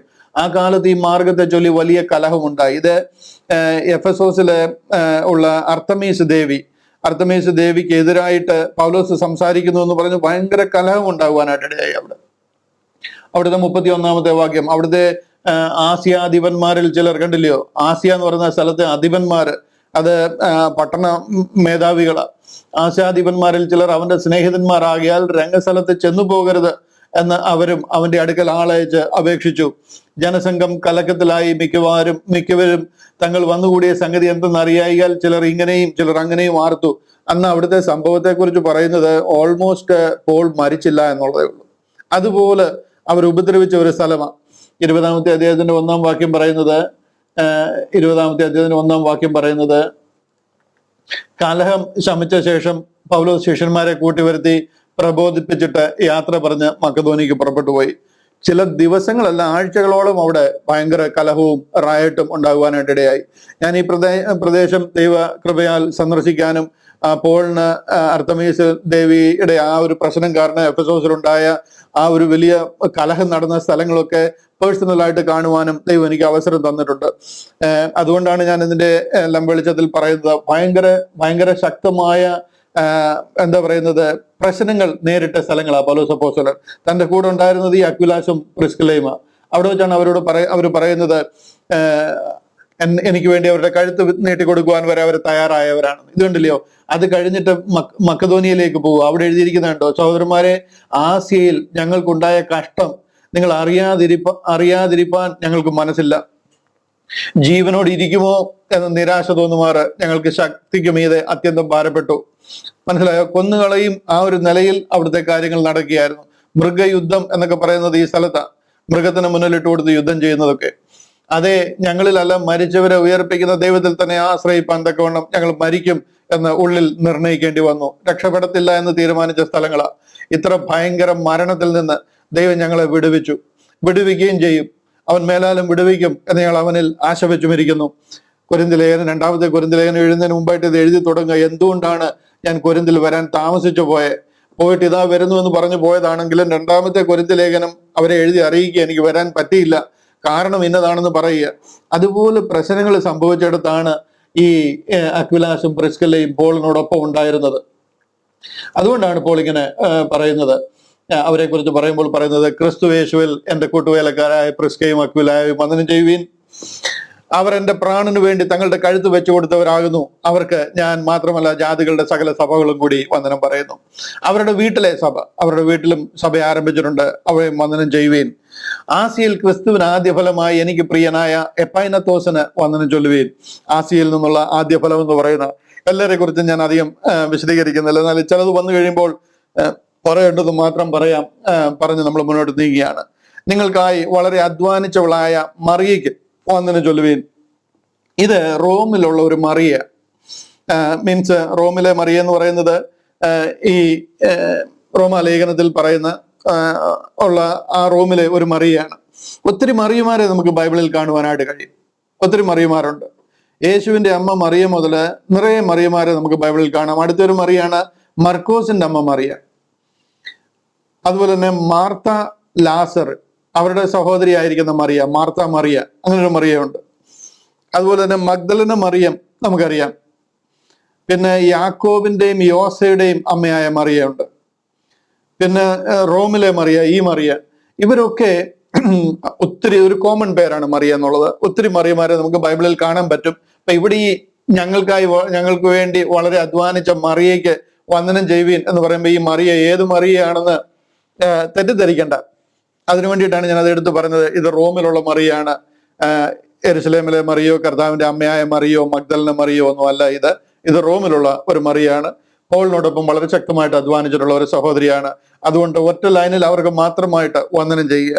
നിങ്ങൾക്കായി വളരെ അധ്വാനിച്ചവളായ മറിയയ്ക്ക് വന്ദനം ചൊല്ലുവേൻ എന്ന് പറയുക. അടുത്തത് എൻ്റെ ചാർച്ചക്കാരും സഹബദ്ധന്മാരുമായ, അതായത് എൻ്റെ ബന്ധക്കാര്, പോളിന്റെ റിലേറ്റീവ്സ് ആണ്. അപ്പൊ തന്നെ സഹബദ്ധന്മാര് പലപ്പോഴും തന്നോടൊപ്പം പിടിച്ച് ജയിലിലിടുകയും ഉപദ്രവിക്കുകയും പിടിച്ചു കെട്ടുകയും സുവിശേഷം പറയുന്നതിന് ഉപദ്രവം നേരിടുകയും ഒക്കെ ചെയ്തിട്ടുള്ള എൻ്റെ ബന്ധക്കാരിൽ ചിലർ എന്നോട് കൂടിയിട്ടുണ്ട്. അങ്ങനെ ഞാൻ പറയുന്നത് കേട്ട് മനസ്സിലാക്കി അനേകര് ഈ വിശ്വാസത്തിലേക്ക് വന്നിട്ടുണ്ട്. നമ്മുടെയൊക്കെ ബന്ധക്കാര് അതുപോലെ ഈ സത്യം ആത്മാർത്ഥമായിട്ടും പേഴ്സണലായിട്ടും നിങ്ങൾ പറഞ്ഞു കൊടുത്തു കഴിഞ്ഞാൽ, നിങ്ങൾക്ക് അങ്ങനെ പറഞ്ഞു കൊടുക്കാൻ ഒരു ആക്സസ് ഉണ്ടെങ്കിൽ അവരൊക്കെ ആദ്യമേ ഇതിനെ എതിർക്കും, നഖശികാന്തം എതിർക്കും. ഇതൊന്നും ശരിയല്ല എന്ന് പറഞ്ഞിട്ട്. പക്ഷെ നിങ്ങൾക്ക് അവരോട് സംസാരിക്കാനുള്ള ഒരു ഓപ്പണിംഗ് ഉണ്ടെങ്കിൽ, ആ ഓപ്പണിംഗ് ത്രൂ ആയിട്ട് അവരെ നിങ്ങൾ സ്നേഹിക്കുന്നെങ്കിൽ അവർ നരകത്തിൽ പോകും എന്നുള്ളത് മുന്നിൽ കണ്ടുകൊണ്ട് ഈ സത്യം അവർക്ക് പറഞ്ഞു കൊടുക്കണം. ഒരാളെ ആ നരക അഗ്നിയിൽ നിന്ന് കൈ പിടിച്ച് വലിച്ചു കയറ്റുന്നത് പോലുള്ള സ്നേഹത്തോടെ ഇത് പറഞ്ഞു കൊടുക്കണം. പോളിനെ കണ്ട് തന്റെ ബന്ധത്തിലുള്ള പലരും ഇതിൽ വന്നു. എൻ്റെ ചാർച്ചക്കാരും സഹബദ്ധന്മാരും പലപ്പോഴും കഷ്ടത്തിൽ കൂടെ ഉണ്ടായിരുന്നു. അന്ത്രോനിക്കോസിനും യൂനിയാവിനും വന്ദനം ചൊല്ലുവേൻ. ഇവര് പോളിന്റെ സുവിശേഷം ആദ്യം കേട്ടിരുന്നില്ല. ഇവർ അതിനൊക്കെ മുൻപേ കർത്താവ് ഉലകത്തിലുണ്ടായിരുന്നപ്പോൾ മുതലേ, കർത്താവിന്റെ ശുശ്രൂഷ, ലോകത്തിലെ ശുശ്രൂഷ കാലം മുതലേ അവർക്ക് കർത്താവിനെ അറിയുകയും വളരെ എരിവോട് നിന്നിരുന്നവരുമാണ്. പക്ഷെ അവർ കിങ്ഡം ഗോസ്പൽ ഉണ്ടായിരുന്നവരാണ്. എന്നാൽ കാലക്രമേണ പോളിനെ അവർ ശ്രദ്ധിക്കുകയും സത്യം എന്താണെന്ന് മനസ്സിലാക്കി പോളിനോടൊപ്പം ചേരുകയും ആ സുവിശേഷത്തിന് വേണ്ടി കരം കൊടുക്കുകയും ചെയ്തിരുന്നവരാണ്. പോളിനേക്കാൾ മുമ്പിലേ അവർ യേശുക്രിസ്തുവിനെ അറിയാവുന്നവരായിരുന്നു. ഒരു വാക്കിൽ താഴെ പറയുന്നുണ്ട്, അവർ അപ്പോസ്തലന്മാരുടെ ഇടയിൽ പേർ കൊണ്ടുവരും. അവരോട് കൂടെ ഉണ്ടായിരുന്നവരാ. അവര് വളരെ ശക്തമായിട്ട് കർത്താവിന് വേണ്ടി പ്രവർത്തിച്ചിരുന്നവരാ. എനിക്ക് മുമ്പേ ക്രിസ്തുവിൽ വിശ്വസിച്ചവരുമാകുന്നു. ബോഡി ഓഫ് ക്രൈസ്റ്റിൽ വിശ്വസിച്ചവരെന്നല്ല പറയുന്നത്, ക്രിസ്തുവിൽ വിശ്വസിച്ചിരുന്നവർ, കർത്താവിനെ അറിയാവുന്നവരായിരുന്നു. അതിന്റെ അർത്ഥം പോളിനെക്കാട്ടിൽ മുമ്പിലെ ബോഡി ഓഫ് ക്രൈസ്റ്റ് റിവീൽഡ് ആയിരുന്നു. അത് അന്ത്രോനിക്കോസിനും യൂനിയാവിനും അറിയാമായിരുന്നു എന്നല്ല അതിന്റെ അർത്ഥം. എനിക്ക് മുമ്പേ അവർ ക്രിസ്തുവിൽ വിശ്വസിച്ചിരുന്നവരാ. ക്രിസ്തുവിൽ വിശ്വസിച്ചിരുന്ന ഒത്തിരി പേരുണ്ടായിരുന്നു. 12 അപ്പോസ്തലന്മാർ പോലെ അന്ന് കർത്താവിനോട് കൂടെ ഉണ്ടായിരുന്നു ഒത്തിരി പേര് ക്രിസ്തുവിൽ വിശ്വസിച്ചിരുന്നവരുണ്ട്. എന്നാൽ പിന്നീട് കാലക്രമേണ പോളിനോട് ചേർന്ന് അവർ പ്രവർത്തിക്കുകയും സഹബദ്ധന്മാരായിട്ട് തീരുവാൻ അവർക്ക് അവസരം ലഭിക്കുകയും ചെയ്തിട്ടുണ്ട്. അവർക്ക് വന്ദനം പറയാൻ പറയുക. അവരിപ്പോൾ റോമിലുണ്ട്. അതുകൊണ്ടാണ് അവർക്ക് എഴുതുന്നത്, എൻ്റെ ചാർച്ചക്കാരും സഹബദ്ധന്മാരുമായ അന്ത്രോനിക്കോസിനും യൂനിയാവിനും വന്ദനം ചൊല്ലുവിൻ. നമുക്കെതിരായിട്ട് വീഡിയോ ചെയ്യുന്ന പലരുണ്ട്. അതില് PM എബ്രഹാം എന്ന് പറയുന്ന ഒരു അച്ചായന് നമുക്കെതിരായിട്ട് ഒത്തിരി വീഡിയോകൾ ചെയ്യുന്ന ഒരാളാണ്. അദ്ദേഹം ചോദിക്കാറുള്ള ഒരു ചോദ്യമാണിത്. എൻ്റെ ചാർച്ചക്കാരും സഹബദ്ധന്മാരുമായ അന്ത്രോനിക്കോസിനും യൂനിയാവിനും വന്ദനം ചൊല്ലുവിൻ പോൾ തന്നെ പറയുന്നുണ്ട്. അപ്പൊ പോളിനെക്കാട്ടിൽ മുമ്പിലെ അവർ കർത്താവിനെ അറിഞ്ഞിരുന്നവരാണെന്ന് പറയുന്നു. പിന്നെ എങ്ങനെയാണ് പോളിനാണ് ഈ വിശ്വാസം ആദ്യമേ ലഭിച്ചതെന്ന് താങ്കൾ പറയുന്നതൊക്കെ ചോദിക്കാറുണ്ട്.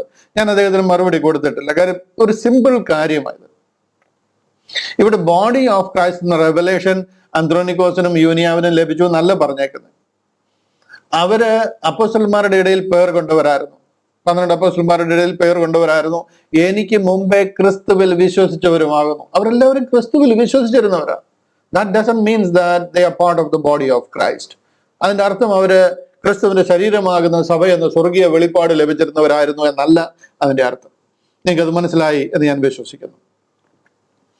18ാമത്തെ വാക്യം, കർത്താവായ എനിക്ക് പ്രിയനായ അംബ്ലിയത്തോസിന് വന്ദനം ചൊല്ലുവിൻ. ഇതെല്ലാം ഓരോരുത്തരുടെ പേരുകളാണ്. ഓരോരുത്തരും പ്രിയരായിട്ടുള്ള ആൾക്കാരുടെ കാര്യം പറഞ്ഞു പോകുന്നുള്ളേ ഉള്ളൂ. ക്രിസ്തുവിൽ ഞങ്ങളുടെ കൂട്ടുവേലക്കാരനായ ഉർബാനേസിനും എനിക്ക് പ്രിയനായ സ്താക്കുവിനും വന്ദനം ചൊല്ലുവിൻ. ഞാൻ അധികം ഇവിടെ നിൽക്കുന്നില്ല. ക്രിസ്തുവിൽ സമ്മതനായ അപ്പല്ലോസിന് വന്ദനം ചൊല്ലുവിൻ. അപ്പല്ലോസിനെ നമുക്കറിയാം. അപ്പല്ലോസ് അലക്സാണ്ട്രിയക്കാരനായിരുന്നു. വാഗ്വൈഭവവും എന്താ പറയുന്നത്, തിരുവചനത്തിൽ പ്രാവീണ്യം ഉണ്ടായിരുന്ന ഒരാള്.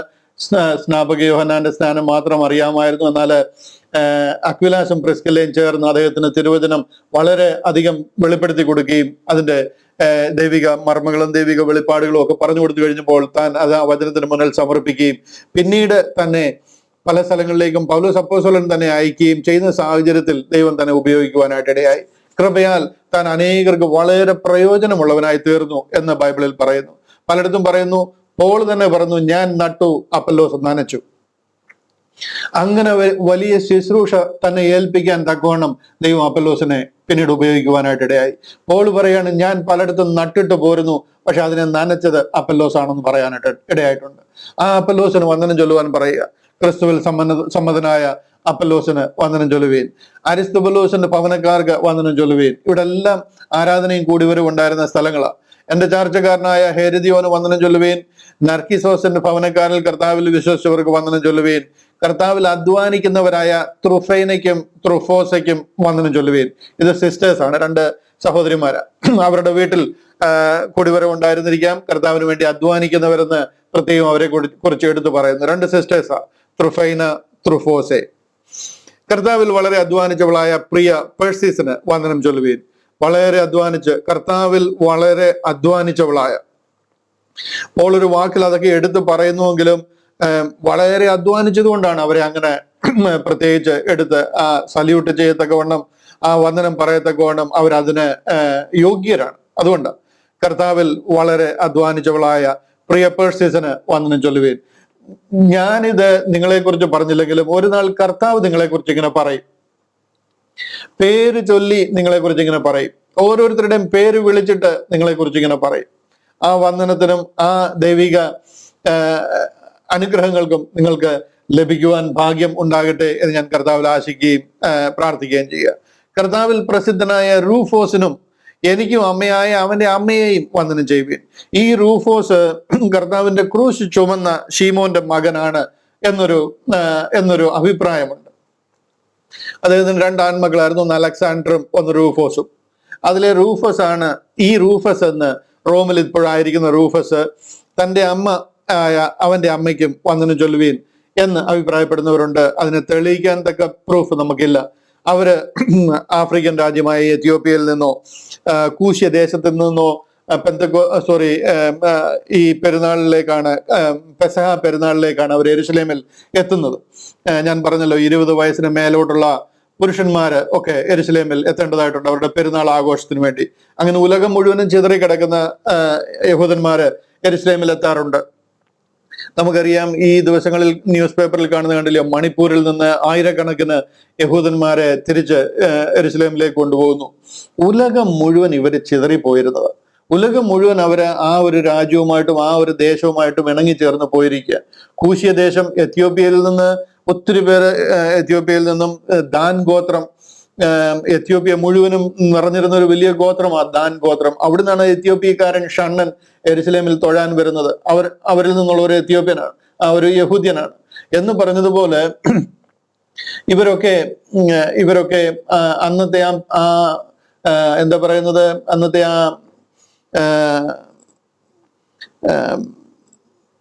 പെരുന്നാളിന് വേണ്ടിയിട്ട്, പെസഹ പെരുന്നാളിന് വേണ്ടിയിട്ട് യെരുശലേമിൽ എത്തിയ ഒരു കറുത്ത വർഗ്ഗക്കാരനായിരുന്ന ഷീമോനെയാണ് ക്രൂശ് ചുമക്കാനായിട്ട് റോമൻ പട്ടാളം നിയോഗിക്കുന്നത്. നമ്മുടെ മലയാളം ബൈബിളിലൊക്കെ വയലിൽ നിന്ന് വരുന്ന ഒരുവനാണ്. കറുത്ത ഒരു വർഗം എന്ന് പറയുമ്പോഴത്തേന് എന്തോ വയലിൽ പണി ചെയ്യാൻ പോയ ആളാണെന്ന് വിചാരിച്ചിട്ടാണ് വയലിൽ നിന്ന് വരുന്ന ഒരുവനോട് ക്രൂശ് ചുമക്കാൻ പറഞ്ഞു എന്നൊക്കെ പറഞ്ഞേക്കുന്നത്. ഇംഗ്ലീഷ് ബൈബിളിൽ നിന്ന് എടുത്ത് വായിച്ചു നോക്കണം. ഒരു വയലിൽ നിന്നുമല്ല അവർ വരുന്നത്. അവരെല്ലാം ഈ പെസഹ പെരുന്നാൾ ആഘോഷിക്കാനായിട്ട് ഉലകത്തിന്റെ പല ഭാഗത്തു നിന്നും വന്നിരിക്കുന്ന യഹൂദന്മാരാണ്. കറുത്ത വർഗം ആയതുകൊണ്ട് അവരുടെ മേലെ അന്നും ഉണ്ടായിരുന്ന അവജ്ഞ, ഇന്നുമുള്ള അവജ്ഞ അന്നും ഉണ്ടായിരുന്നു. അതുകൊണ്ട് റോമൻ പട്ടാളം പറയുകയാണ് കർത്താവിന്റെ ക്രൂശ് ചുമക്കാൻ ആക്രോശിക്കുക. അങ്ങനെ ഭാഗ്യം ലഭിച്ച ഒരു വ്യക്തിയാണ് ആ ഷീമോൻ എന്ന് പറയുന്നത്, കർത്താവിന്റെ ക്രൂശ് ചുമന്ന ഷീമോൻ. ആ ഷീമോന്റെ മകനാണ് ഈ റൂഫസ് എന്നൊരു അഭിപ്രായം വേദപണ്ഡിതന്മാരുടെ ഇടയിലുണ്ട്. സ്ഥാപിക്കാൻ തക്ക തെളിവുകൾ അതിനില്ല. കർത്താവിൽ പ്രസിദ്ധനായ റൂഫോസിനെയും എനിക്കും അമ്മയായ അവന്റെ അമ്മയെയും വന്ദനം ചൊല്ലുവീൻ എന്ന് പറയുന്നു. അസംക്രിത്തോസിനും പ്ലഗോസിനും ഹെർമോസിനും പത്രോബാസിനും ഹെർമാസിനും കൂടെയുള്ള സഹോദരന്മാർക്കും വന്ദനം ചൊല്ലുവീൻ. ഞാൻ അവിടെ നിന്ന് മാറുക, അല്ലെങ്കിൽ എന്റെ നാക്കുളുക്കുമെന്ന് തോന്നുന്നു. അതുപോലുള്ള പേരുകളാണ്. അടുത്ത വാക്യം, എല്ലാവരും അനുഗ്രഹിക്കപ്പെട്ട കർത്താവിന് വേണ്ടി വേലയെടുത്തിട്ടുള്ള സഹോദരന്മാരാണ്. ദൈവം അവരൊക്കെ അനുഗ്രഹിക്കട്ടെ. ഫിലലോഗോസിനും യൂലിയയ്ക്കും നെരയോസിനും അവന്റെ സഹോദരിക്കും ഒലുംബാസിനും അവരോട് കൂടെയുള്ള സകല വിശുദ്ധന്മാർക്കും വന്ദനം ചൊല്ലുവീൻ. വിശുദ്ധ ചുംബനം കൊണ്ട് അന്യോന്യം വന്ദനം ചെയ്യുവീൻ. ക്രിസ്തുവിന്റെ സകല സഭകളും നിങ്ങളെ വന്ദനം ചെയ്യുന്നു. ഈ വിശുദ്ധ ചുംബനം കൊണ്ട് നിങ്ങൾ അവർക്ക് വന്ദനം ചെയ്യണമെന്ന് പോൾ പറയാൻ കാര്യം, ആ ഐക്യത, സഭയുടെ ഐക്യത കാണിക്കുവാൻ വേണ്ടിയിട്ട്. ഒരാൾ സഭയിൽ വന്നതിന് ശേഷം കുറച്ചു നേരം ബാക്കിലിരുന്നു, അല്ലെങ്കിൽ എവിടെയെങ്കിലും ഇരുന്നു, കാര്യങ്ങളൊക്കെ കണ്ടു, കേട്ടു, കൈയടിച്ചു, പാട്ടുപാടി, പ്രസംഗം കേട്ടു, ഇറങ്ങിപ്പോവുകയാണ്, ആരോടും മിണ്ടുന്നില്ല എന്നുണ്ടെങ്കിൽ, ആരും അദ്ദേഹത്തിന് കൈ കൊടുക്കുന്നില്ല, അല്ലെങ്കിൽ അദ്ദേഹത്തിനോടൊന്നും സംസാരിക്കുന്നില്ല എന്ന് പറഞ്ഞു കഴിഞ്ഞാൽ അടുത്ത ആഴ്ചയിൽ അങ്ങോട്ട് വരാനോ അല്ലെന്നുണ്ടെങ്കിൽ ഒരു ആത്മാർത്ഥമായ ഒരു ബന്ധം അവരുടെ ഇടയിലുണ്ട്, ബോഡി ഓഫ് ക്രൈസ്റ്റിന്റെ ഭാഗമാണ് എന്നൊരു ഫീലോ ഒന്നും അവർക്ക് കിട്ടത്തില്ല. എന്നാൽ പോൾ വളരെ ആഗ്രഹിക്കുന്ന ഒരു വിഷയമാണ് സഭയിലെ ഐക്യത. സഭയുടെ ആ ഒരു ഐക്യത, ആ ഹൃദയംഗമായ ഒരു സ്നേഹം അതുണ്ടാകണം. അതുകൊണ്ട് പുരുഷന്മാർ തമ്മിലും സഹോദരിമാർ തമ്മിലും വിശുദ്ധ ചുംബനം ചെയ്യുവീൻ എന്ന് പൗലോസ് അപ്പോസ്തലൻ പറയുക. ആ വിശുദ്ധ ചുംബനത്തിൽ നമ്മുടെ ഹൃദയം, നമ്മൾ ആ ചുംബനം ചെയ്യുന്ന ആളുടെ ഹൃദയവുമായിട്ട് ചേരുക. ആ കെട്ടിപ്പിടിച്ച് ആലിംഗനം ചെയ്ത് ഒരു വിശുദ്ധ ചുംബനം ചെയ്യുമ്പോൾ നമ്മുടെ ഹൃദയം തമ്മിൽ ചേരുക, ആ ഹൃദയംഗമായ സ്നേഹം പ്രകടിപ്പിക്കുക. അതിനെക്കാട്ടിൽ നല്ലൊരു മാർഗം ഇതിന് വേറെ ഇല്ല. ആ സഭയുടെ ഐക്യത തെളിയിക്കുവാനും അത് ഉറപ്പിക്കുവാനും അത് ഊട്ടി ഉറപ്പിക്കാനും വേറൊരു മാർഗമില്ല എന്ന് പോളിന് അറിയാവുന്നതുകൊണ്ട് പൗലോസ് അപ്പോസ്തലൻ പറയുക, വിശുദ്ധ ചുംബനം കൊണ്ട് അന്യോന്യം വന്ദനം ചെയ്യുവീൻ. ക്രിസ്തുവിന്റെ സകല സഭകളും നിങ്ങളെ വന്ദനം ചെയ്യട്ടെ. നമ്മളും തിരുവത്താഴത്തിന് ശേഷം, ലോർഡ് സപ്പറിന് ശേഷം നമ്മളും നമ്മുടെ സഭകളിൽ പറയാറുണ്ട്, സഹോദരന്മാർ തമ്മിലും സഹോദരിമാർ തമ്മിലും വിശുദ്ധ ചുംബനം കൊണ്ട് വന്ദനം ചെയ്യാം എന്ന് നമ്മളും പറയാറുണ്ട്. അതിന്റെ കാര്യം ഇതാണ്, ആ ആത്മാർത്ഥത, സഭയിലെ ആ ഒരു ഐക്യത, ആ ഒരു ഹൃദയംഗമായ സ്നേഹം പ്രകടമാക്കാൻ വേണ്ടിയിട്ടാണ്. 17-ാമത്തെ വാക്യം, സഹോദരന്മാരെ, നിങ്ങൾ പഠിച്ച ഉപദേശത്തിന് വിപരീതമായ ദ്വന്ദ്വപക്ഷങ്ങളെയും ഇടർച്ചകളെയും ഉണ്ടാക്കുന്നവരെ സൂക്ഷിച്ചുകൊള്ളണമെന്ന് ഞാൻ നിങ്ങളെ പ്രബോധിപ്പിക്കുന്നു. അവരോട് അകന്നു മാറുവീൻ. ഇതൊരു വലിയ സത്യം ഞാൻ നിങ്ങളെ പഠിപ്പിച്ചിരിക്കുക. ഇതൊരു ഉലകത്തിലെ ഒരു പുതിയ ക്രമമാണ്, ഒരു വ്യവസ്ഥയാണ്. ഇതൊരു ബോഡി ഓഫ് ക്രൈസ്റ്റ് എന്ന ദൈവസഭയ്ക്ക് വേണ്ടി മറഞ്ഞിരുന്ന ഒരു സ്വർഗീയ മർമ്മത്തിന്റെ വെളിപ്പാട് നിങ്ങൾക്ക് ലഭിച്ചിരിക്കുക. അതിന് അടുക്കടുക്കായിട്ട് ഞാൻ നിങ്ങളെ പറഞ്ഞ് മനസ്സിലാക്കി തന്നിരിക്കുക. ഇവിടെ ഇനി നിങ്ങൾ പഠിച്ച ഈ ഉപദേശത്തിന് വിപരീതമായ ദ്വന്ദ്വപക്ഷങ്ങൾ, ദ്വന്ദ്വപക്ഷം എന്ന് പറഞ്ഞു കഴിഞ്ഞാൽ ഇരുപക്ഷം, അതും ശരിയാണ് ഇതും ശരിയാണ്, അതിലേം കുറെ വേണം, നമുക്ക് ഇതും കൂടെ വേണം എന്നൊക്കെ പറഞ്ഞ് നിൽക്കുന്ന ദ്വന്ദ്വപക്ഷക്കാരുണ്ട്. ഒന്നുകിൽ അതിലായിരിക്കണം അല്ലെങ്കിൽ ഇതിലായിരിക്കണം. രണ്ട് ബോട്ടിലും കൂടെ കാല് വെച്ച് കഴിഞ്ഞാലുള്ള അവസ്ഥ നമുക്കറിയാമല്ലോ. അതുകൊണ്ട് ദ്വന്ദ്വപക്ഷങ്ങളെ, ഇടർച്ചകളെ, മനുഷ്യൻ ഇടർച്ച ഉണ്ടാക്കുന്ന രീതിയിലുള്ള കാര്യങ്ങൾ പറയുകയും ആ കാര്യങ്ങൾ ചെയ്യുകയും ഉണ്ടാക്കുന്നവരെ സൂക്ഷിച്ചു കൊള്ളണം. അവരുടെ മേലെ ഒരു കണ്ണ് എപ്പോഴും വേണം. കാര്യം അവർ ഏത് സമയത്തും ഇതുപോലുള്ള ഇടർച്ച ഉണ്ടാക്കാൻ ചാൻസ് ഉണ്ട്. അതുകൊണ്ട് വളരെ ശ്രദ്ധിക്കണം എന്ന് പറയുക. ഞാൻ നിങ്ങളെ പ്രബോധിപ്പിക്കുന്നു, അവരോട് അകന്നു മാറുവീൻ. കഴിയുന്നുണ്ടെങ്കിൽ അവരെ ഒഴിച്ചു വിടാനായിട്ട് ശ്രമിക്കുക. അവരെ പറഞ്ഞ് മനസ്സിലാക്കുക. അവർക്ക് ഇതൊന്നും മനസ്സിലാകുന്നില്ല എന്നുണ്ടെങ്കിൽ അവരെ ഒഴിക്കാൻ പറയുക. അവരുമായിട്ട് സംസർഗത്തിന്റെ ആവശ്യമില്ല എന്ന് പറയുക. ഇതൊരു ദോഷമാണ്. പോൾ പലയിടത്തും പറയുന്നുണ്ട്, പല ഭാഗങ്ങളിലും ഇതിനെ എംഫസൈസ് ചെയ്യുന്നുണ്ട്. തിമത്തിയോസിന് എഴുതിയ 2 തിമോത്തി 3:9 ഞാനൊന്ന് കാണിക്കാം. 2 തിമോത്തി 3:9 2 തിമോത്തി 3:9 ഇവിടെ പറയാണ്, അവരധികം മുഴുകുകയില്ല. മേൽപ്പറഞ്ഞവരുടെ ബുദ്ധികേട് എല്ലാവർക്കും വെളിപ്പെട്ടതുപോലെ ഇവരുടെ ബുദ്ധികേടും വെളിപ്പെടും. നീയോ എന്റെ ഉപദേശം, നടപ്പ്, ഉദ്ദേശം, വിശ്വാസം, ദീർഘക്ഷമ, സ്നേഹം, സഹിഷ്ണുത എന്നിവയും ടൈറ്റസ് ആണ്, ഞാൻ വിട്ടുപോയി. തിമോത്തി അല്ല, 2 തിമോത്തി അല്ല, ടൈറ്റസ് 3:9, തീത്തോസ് 3:9 അവിടെ പറയുന്നുണ്ടല്ലോ, മൗഢ്യ തർക്കവും വംശാവലികളും കലഹവും ന്യായപ്രമാണത്തെ കുറിച്ചുള്ള വാദവും ഒഴിഞ്ഞു നിൽക്കുക. ഇവ നിഷ്പ്രയോജനവും വ്യർത്ഥവുമാണ്. ഈ ഒരു ആർഗ്യുമെന്റിന് പോകല്ല് എന്ന് വളരെ ശക്തമായിട്ട് പറയുക. മൗഢ്യ തർക്കം, ഈ മൗഢ്യ തർക്കം എന്ന് പറഞ്ഞു കഴിഞ്ഞാൽ ഈ കാര്യങ്ങളെ അറിയാതെ മൂഢന്മാരായിട്ടിരിക്കുന്ന ആൾക്കാരുമായിട്ടുള്ള തർക്കം. നമ്മൾ റൈറ്റ് ഡിവിഷൻ എന്താണെന്ന് പറഞ്ഞാൽ അറിയത്തില്ല, ഗ്രേസ് ഗോസ്പൽ എന്താണെന്ന് പറഞ്ഞാൽ അറിയത്തില്ല, കർത്താവ് കാൽവറിയിലൂടെ നിവർത്തിച്ച രക്ഷണ്യ പദ്ധതിയുടെ മഹത്വം എന്താണെന്ന് അറിയത്തില്ല, പോളിനെ എന്തിനു വിളിച്ചു എന്ന് അറിയത്തില്ല, പോൾ 13ാമത്തെ അപ്പോസ്തലനാണെന്ന് പറഞ്ഞിരിക്കുക, 12+1 എന്നൊക്കെ പറഞ്ഞിരിക്കുന്ന മൂഢന്മാരോട് നമ്മൾ ഈ കാര്യം പറഞ്ഞു കൊടുക്കാൻ പോയി കഴിഞ്ഞാൽ ഒരു പ്രയോജനം ഉണ്ടാകത്തില്ല. ചേമ്പലയുടെ പുറത്ത് വെള്ളം ഒഴിച്ചതുപോലെ ഇരിക്കും.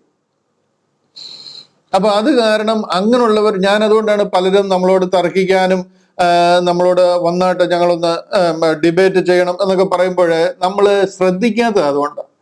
ഇവർക്ക് ഞാൻ മനസ്സിലാക്കിയിടത്തോളം ഏകദേശം അടുത്ത് വരുന്നുണ്ട് PM എബ്രഹാം അച്ചായൻ. അദ്ദേഹത്തിന് കാര്യങ്ങൾ അറിയാവുന്ന ഒരു മനുഷ്യനാണ്, ഞാൻ അദ്ദേഹത്തെ ഇഷ്ടപ്പെടുന്നു. അദ്ദേഹത്തോട് ഞാൻ പറഞ്ഞു, റൈറ്റ് ഡിവിഷൻ എന്താണെന്ന് അച്ചായനൊന്ന് മനസ്സിലാക്കി കഴിഞ്ഞാൽ I am ready to come there, ഞാൻ വന്നിട്ട് നിങ്ങളോട് സംസാരിക്കാം. പോളിനെ എന്തിനാ വിളിച്ചതെന്ന് നിങ്ങൾക്ക് മനസ്സിലാകണം. ബേസിക്സ് കറക്റ്റ് ആയിരിക്കണം. അല്ലാന്നുണ്ടെങ്കിൽ നിങ്ങൾ ആപ്പിളിനെ കുറിച്ച് പറയും, ഞാൻ ഓറഞ്ചിനെ കുറിച്ച് പറയും, നമ്മൾ എങ്ങും എത്തിച്ചേരത്തില്ല. We must compare apple to apple. ആ ഒരു ബേസിക്സ് ആദ്യം ക്ലിയർ ആക്കണം. അതിനുശേഷം ഏത് രാജാവിന്റെ മുന്നിൽ വരാനും ഞാൻ തയ്യാറാണ്. എവിടെ വേണേലും എത്ര മണിക്കൂർ വേണേലും ഞാൻ വന്ന് നിൽക്കാൻ തയ്യാറാണ്. ബട്ട് ഈ സത്യം മനസ്സിലാക്കണം. മൗഢ്യ തർക്കം കൊണ്ട് ഒരു പ്രയോജനവുമില്ല. ബേസിക്സ് കറക്റ്റ് അല്ലാതെ നമ്മൾ ഭൂമി ഉരുണ്ടതാണെന്നും ഭൂമി പരന്നതാണെന്നും നിന്ന് വാദിക്കുന്ന മാതിരി ഇരിക്കും. അപ്പൊ അതുകൊണ്ട് മൗഢ്യ തർക്കങ്ങളെയും വംശാവലികൾ, ഒത്തിരി വംശാവലികളെയൊക്കെ എടുത്ത് കാണിച്ച് തർക്കിക്കുന്നത് കാണാം. കലഹവും ന്യായപ്രമാണത്തെ കുറിച്ചുള്ള വാദവും ഒഴിഞ്ഞു നിൽക്കുക. ഇങ്ങനെ വിഷയങ്ങളെ ഒഴിഞ്ഞു നീക്കുക. ഇനിയിപ്പോ ഒരാൾക്ക് റൈറ്റ് ഡിവിഷൻ മനസ്സിലായിട്ടുണ്ട്, ഗ്രേസ് ഗോസ്പൽ മനസ്സിലായിട്ടുണ്ട്, ഓക്കെ, അദ്ദേഹത്തിന് ഇടയ്ക്ക് മണിക്കൂറുകൾ സ്പെൻഡ് ചെയ്യാം, ഡേയ്സ് സ്പെൻഡ് ചെയ്യാം. അദ്ദേഹത്തിന് എവിടാണ് കാര്യം മനസ്സിലാകാതെ കിടക്കുന്നത് നമ്മൾ വചനത്തിൽ എടുത്ത് കാണിച്ച് അതിനെ മനസ്സിലാക്കി കൊടുക്കാം. ബട്ട് അടിസ്ഥാനം മുഴുവനും മറിഞ്ഞു കിടക്കുന്ന ഒരാളെ എവിടെ പോയി നേരെയാക്കാൻ പറ്റും? കുറെ നമ്മൾ ഒച്ച വെച്ചിട്ട് ബേളം വെച്ച് നമ്മുടെ ഇവിടെ ക്ഷമ പോയിട്ട് ഇറങ്ങി പോരാന്നുള്ളതല്ലാതെ. ഇവിടെ ന്യായപ്രമാണത്തെ കുറിച്ചുള്ള വാദവും ഒഴിഞ്ഞു നിൽക്കുക. ഇവ നിഷ്പ്രയോജനവും വ്യർത്ഥവുമല്ലോ. പല വാക്യങ്ങളും ഇതിനെക്കുറിച്ച് കാണിക്കുന്നു. 1 തിമോത്തി 6:20 ഞാൻ കാണിച്ചിട്ടുണ്ട്. മാറാം. 1 തിമോത്തി 6:20 അവിടെ പറയുന്നുണ്ടല്ലേ, 6:20 പറയാണ്, അല്ലയോ തിമോത്തിയോസേ, നിന്റെ പക്കൽ ഏൽപ്പിച്ചിരിക്കുന്ന ഉപനിധി കാത്തുകൊണ്ട് ജ്ഞാനമെന്ന് വ്യാജമായി പേർ പറയുന്നതിന്റെ ഭക്തിവിരുദ്ധമായ വൃഥാലാപങ്ങളെയും തർക്കസൂത്രങ്ങളെയും ഒഴിഞ്ഞു നിൽക്കുക. ആ ജ്ഞാനം ചിലർ സ്വീകരിച്ച് വിശ്വാസം വിട്ട് തെറ്റിപ്പോയിരിക്കുന്നു. കൃപ നിങ്ങളോട് കൂടെ ഇരിക്കുമാറാകട്ടെ.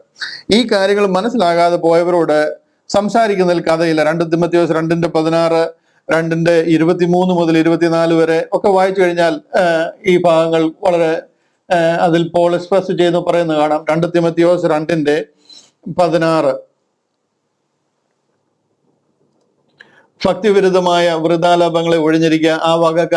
ആ വകക്കാർക്ക് അഭക്തി അധികം മുഴുത്തു വന്നിരിക്കുന്നു. അവരോടൊന്നും ഒരു കാര്യത്തിനും പോകണ്ടെന്ന് പറയാം. യൗവന മോഹങ്ങളെ വിട്ടോടി 23 ബുദ്ധിയില്ലാത്ത മൗഢ്യതർക്കം ശണ്ട ജനിപ്പിക്കുന്നു എന്നറിഞ്ഞാൽ അത് ഒഴിഞ്ഞിരിക്കുക. കണ്ടില്ലയോ വീണ്ടും വീണ്ടും പറയുന്നത്? കർത്താവിന്റെ ദാസൻ ശണ്ടയിടാതെ എല്ലാവരോടും ശാന്തനും ഉപദേശിപ്പാൻ സമർത്ഥനും ദോഷം സഹിക്കുന്നവനുമായി അത്ര ഇരിക്കേണ്ടത്. കണ്ടോ, നമ്മൾ ഒരിടത്ത് സംസാരിക്കാൻ പോയി കഴിഞ്ഞാൽ നമ്മളുടെ അറിവ് അടിച്ചേൽപ്പിക്കാൻ നോക്കല്ല, വളരെ സൗമ്യമായിട്ട് സംസാരിക്കുക. കാര്യം നമ്മൾ റെപ്രസെന്റ് ചെയ്യുന്ന കർത്താവിനെയും ദൈവവചനത്തെയുമാണ്. വളരെ നമ്മൾ ചിലപ്പോൾ മുൻകോപി ആയിരിക്കാം, ഷോർട്ട് ടെമ്പർ ആൾക്കാരായിരിക്കാം. പക്ഷെ ആ ഷോർട്ട് ടെമ്പർ ഒന്നും ഇവിടെ എടുക്കരുത്. ഇത് ദൈവവചനവുമായിട്ടാണ് നമ്മൾ നിൽക്കുന്നത്. കർത്താവിന്റെ ദാസൻ ശണ്ടയിടാതെ എല്ലാവരോടും ശാന്തനും ഉപദേശിപ്പാൻ സമർത്ഥനും ദോഷം സഹിക്കുന്നവനുമായി അത്ര ഇരിക്കേണ്ടത്. ഞാൻ റോമാലേഖനം പറഞ്ഞു വന്നപ്പോൾ അത് കാണിച്ചു എന്നുള്ളതേ ഉള്ളൂ. ഇവിടെ റോമാലേഖനം മൗഢ്യ തർക്കം ഒഴിഞ്ഞിരിക്കാൻ പറയുന്ന, അങ്ങനെയുള്ളവരെ ഒഴിവാക്കാൻ പറയുന്ന ഒരു ഭാഗമാണ് നമ്മൾ വായിച്ചത്. 17-ാമത്തെ വാക്യം അവിടെ പറയുകയാണ്, സഹോദരന്മാരെ, നിങ്ങൾ പഠിച്ച ഉപദേശത്തിന് വിപരീതമായ ദ്വന്ദ്വപക്ഷങ്ങളെയും ഇടർച്ചകളെയും ഉണ്ടാക്കുന്നവരെ സൂക്ഷിച്ചു കൊള്ളണം എന്ന് ഞാൻ നിങ്ങളെ പ്രബോധിപ്പിക്കുന്നു. അവരോട് അകന്നു മാറുകയും.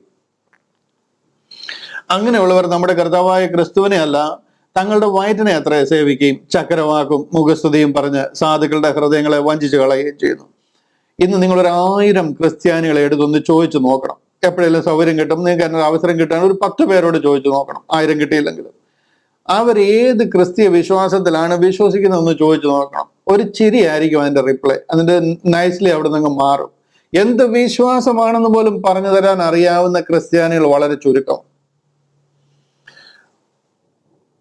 ഇങ്ങനെ ഒഴുക്ക് നീട്ടിലെ ആമ്പൽ പോലെ ഇങ്ങനെ പോകുന്നു, എന്തോ ഒരു വിശ്വാസത്തിലായിരിക്കുന്നു എന്നുള്ളതല്ലാതെ വളരെ അനേക 10,000, ഞാനിത് അറിയാതെ പറയല്ല, ഞാൻ സഭയുടെ അഡ്മിനിസ്ട്രേഷൻസിലും സഭയുടെ കാര്യങ്ങളിലും ഒക്കെ ഇതിനു മുമ്പുണ്ടായിരുന്ന സഭയിലൊക്കെ മുന്നിൽ നിന്നിരുന്ന ഒരാളാണ്.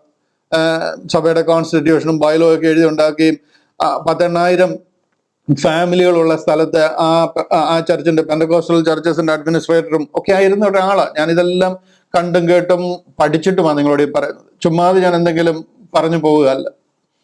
ഒരു മനുഷ്യർക്കും അറിയത്തില്ല. എല്ലാവരും വന്നു, കേട്ടു, പോയി, എന്ത് വിശ്വസിച്ചിരിക്കുന്നു അതിലങ്ങനെ നിന്നു, അങ്ങനെ പോകുന്നു എന്നുള്ളതല്ലാതെ ആധികാരികമായിട്ട് 2 ചോദ്യം ചോദിച്ചു കഴിഞ്ഞാൽ അതിന് ആൻസർ ഇല്ല.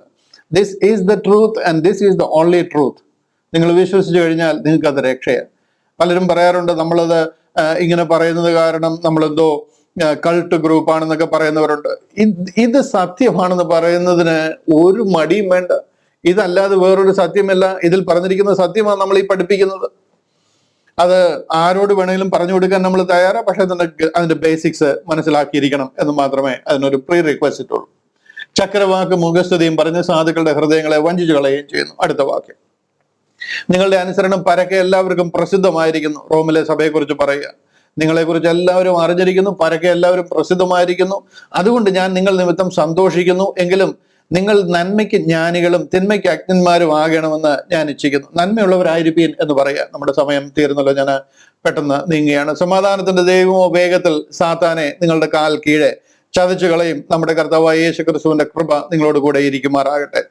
എന്റെ കൂട്ടുവേലക്കാരനായ തിമത്തിയോസും എന്റെ ചാർച്ചക്കാരായ ലൂക്കിയോസും ഈ യാസോനും സോസി പത്രോസും നിങ്ങളെ വന്ദനം ചെയ്യുന്നു. ഇത് കൊരിന്തിലിരുന്ന് ആ കെങ്ക്രയായിലിരുന്ന് പോൾ എഴുതുമ്പോൾ പോളിന്റെ കൂടെ ഉണ്ടായിരുന്ന ആൾക്കാരാ. ഇവര് റോമിലുള്ള ആൾക്കാരല്ല, പോളിന്റെ കൂടെ കൊരിന്തിൽ കെങ്ക്രയായിലുള്ള ആൾക്കാരാ. അവര് വന്ദനം ചെല്ലുന്നു എന്ന് പറയാം. എന്റെ കൂട്ടുവേലക്കാരനായ തിമത്തിയോസ്, തന്നോട് കൂടെ ഉണ്ട് തിമത്തി, എന്റെ ചാർച്ചക്കാരായ ലുക്കിയോസ്, യാസോന്, സോസി പത്രോസ് നിങ്ങളെ വന്ദനം ചൊല്ലുന്നു. ഈ ലേഖനം എഴുതിയ തെർത്തോസ് എന്ന ഞാൻ നിങ്ങളെ കർത്താവിൽ വന്ദനം ചെയ്യുന്നു. പോൾ എന്റെ കൂടെ ഇരുന്ന് പറഞ്ഞു തരികയാണ്, എഴുതുന്നത് ഞാനാ, തെർത്തോസാ. ആ തെർത്തോസ് പറയാ, ഞാൻ നിങ്ങളെ കർത്താവിൽ വന്ദനം ചെയ്യുന്നു. എനിക്കും സർവ്വസഭയ്ക്കും അതിഥി സൽക്കാരം ചെയ്യുന്ന ഗായോസ് നിങ്ങളെ വന്ദനം ചെയ്യുന്നു. പട്ടണത്തിന്റെ ഭണ്ഡാര വിചാരകനായ എരസ്തോസും സഹോദരനായ കർത്തോസും നിങ്ങളെ വന്ദനം ചെയ്യുന്നു. ഇവരെല്ലാവരും കൊരിന്തിലുള്ളവരാണ്. 24 പൂർവ്വകാലങ്ങളിൽ, ഇത് പറഞ്ഞ് അവസാനിപ്പിക്കുക, പൂർവ്വകാലങ്ങളിൽ മറഞ്ഞിരുന്നിട്ട് ഇപ്പോൾ വെളിപ്പെട്ടു വന്നതും ദൈവത്തിന്റെ നിയോഗപ്രകാരം സകല ജാതികൾക്കും വിശ്വാസത്തിന്റെ അനുസരണത്താൽ പ്രവാചകന്മാരുടെ എഴുത്തുകളാൽ അറിയിച്ചിരിക്കുന്നതുമായ മർമ്മത്തിന്റെ വെളിപ്പാടിന് അനുസരണമായുള്ള എന്റെ സുവിശേഷത്തിനും യേശു ക്രിസ്തുവിനെ കുറിച്ചുള്ള പ്രസംഗത്തിനും ഒത്തവണ്ണം നിങ്ങളെ സ്ഥിരപ്പെടുത്തുവാൻ കഴിയുന്ന ഏകജ്ഞാനിയായ ദൈവത്തിന് യേശു ക്രിസ്തു മുഖാന്തരം എന്നേക്കും മഹത്വം ഉണ്ടാകുമാറാകട്ടെ. ആമീൻ. ഇവിടെ റോമാലേഖനം തീരുകയാണ്. ഞാൻ ഇത് അനേക പ്രാവശ്യം വിവരിച്ചിട്ടുള്ള വാക്യമാണ്, എങ്കിലും ഒന്നുകൂടെ അതിനൊന്ന് ടച്ച് ചെയ്ത് ഞാൻ ഈ വിഷയം അവസാനിപ്പിക്കാം. Now to him that is of power to stablish you, നിങ്ങളെ ദൈവവചനത്തിൽ സ്റ്റാബ്ലിഷ് ചെയ്യുവാൻ, നിങ്ങളെ ഉറപ്പിക്കുവാൻ. Now to him that is of power to stablish you according to my gospel, എന്റെ സുവിശേഷ പ്രകാരം, according to my gospel and according to the preaching of Jesus Christ, according to the revelation of the mystery. ആ മർമ്മത്തിന്റെ വെളിപ്പാടിനനുസരിച്ച് യേശു ക്രിസ്തുവിനെ പ്രസംഗിക്കുവാൻ, which was kept secret since the world began. ഉലക സ്ഥാപനം മുതൽ ദൈവം മറച്ചു വെച്ചിരുന്ന ആ സ്വർഗീയ പദ്ധതിക്ക് അനുസരിച്ച് യേശു ക്രിസ്തുവിനെ കുറിച്ച് പ്രസംഗിക്കുവാൻ, ആ മറഞ്ഞിരുന്ന മർമ്മത്തിന്റെ വെളിപ്പാടിനനുസരിച്ച് യേശു ക്രിസ്തുവിനെ പ്രസംഗിച്ച് യേശു ക്രിസ്തുവിലുള്ള വിശ്വാസത്തിൽ നിങ്ങളെ എസ്റ്റാബ്ലിഷ് ചെയ്യുവാൻ, നിങ്ങളെ ഉറപ്പിക്കുവാൻ, നിങ്ങളുടെ അടിസ്ഥാനം അതിൽ ഉറപ്പിക്കുവാൻ ഞാൻ ഇത് പറയുന്നു എന്ന് പറയുക. ഇത് നിങ്ങൾക്ക് എഴുതിയിരിക്കുന്നു എന്ന് പറയുക. മർമ്മത്തിന്റെ വെളിപ്പാടിനനുസരിച്ച് നമ്മൾ കർത്താവിനെ പ്രസംഗിക്കുമ്പോൾ മൈ ഗോസ്പൽ എന്നിവിടെ പറയുന്നുണ്ടല്ലോ, my gospel, according to my gospel. ഈ മൈ ഗോസ്പൽ എന്ന് പറയുന്നതിന്റെ അർത്ഥം എന്താണെന്ന് ചോദിച്ചു കഴിഞ്ഞാൽ, the preaching of Jesus Christ according to the revelation of the mystery എന്ന്. അതായത് മറഞ്ഞിരുന്ന മർമ്മത്തിനനുസരിച്ച് യേശു ക്രിസ്തുവിനെ പ്രസംഗിക്കുക. യേശു ക്രിസ്തു ലോകത്തിൽ വന്നെന്നും ലോകത്തിൽ അത്ഭുതങ്ങൾ പ്രവർത്തിച്ചെന്നും നിങ്ങൾ പോളിന്റെ ഏതെങ്കിലും ലേഖനത്തിൽ കണ്ടിട്ടുണ്ടോ? ഒരു വാക്കെങ്കിലും എവിടെങ്കിലും പറഞ്ഞിരിക്കുന്ന കണ്ടിട്ടുണ്ടോ? കർത്താവ് കുഷ്ഠരോഗികളെ സൗഖ്യമാക്കി, കാനാവിലെ കല്യാണത്തിന് വെള്ളം പിഞ്ഞാക്കി, വെള്ളത്തിന് മേലെ നടന്നു. ഇത് ഹിസ്റ്ററിയാണ്, അതല്ല നമ്മുടെ രക്ഷ. ഇന്ന് ഈ ഉപദേശിമാരൊക്കെ നിന്നുകൊണ്ട് കർത്താവ് അത് ചെയ്യുന്നു, കർത്താവ് ഇത് ചെയ്യുന്നു എന്നൊക്കെ പറയുമ്പോൾ അത് ക്രിസ്ത്യാനിറ്റിയുടെ ഉപദേശമല്ല.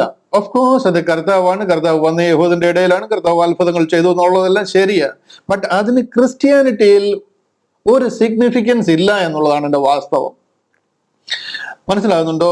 ഇവിടെ മിസ്റ്ററി റെവലേഷനാണ്. കർത്താവ് മരിച്ചു ഉയർത്തെഴുന്നേറ്റ് സ്വർഗത്തിൽ പോയതിനു ശേഷം സ്വർഗത്തിൽ നിന്ന് ഒരു അപ്പോസ്തലനെ വിളിക്കുക. ആ അപ്പോസ്തലൻ കൂടെ സ്വർഗത്തിൽ മറഞ്ഞിരുന്ന ഒരു സ്വർഗീയ പദ്ധതിയുടെ പണ്ടൂറ ബോക്സ് എന്ന് പറയുന്ന മാതിരി ആ ഒരു പുതിയ പദ്ധതി ഓപ്പൺ ആക്കി ദൈവം പോളിനെ കാണിക്കുക. ആ പദ്ധതിയാണ് ഈ 13 ലേഖനത്തിൽ കൂടി എഴുതിയിരിക്കുന്നതും. അതാണ് ബോഡി ഓഫ് ക്രൈസ്റ്റ് എന്ന് പറയുന്ന ദൈവസഭ.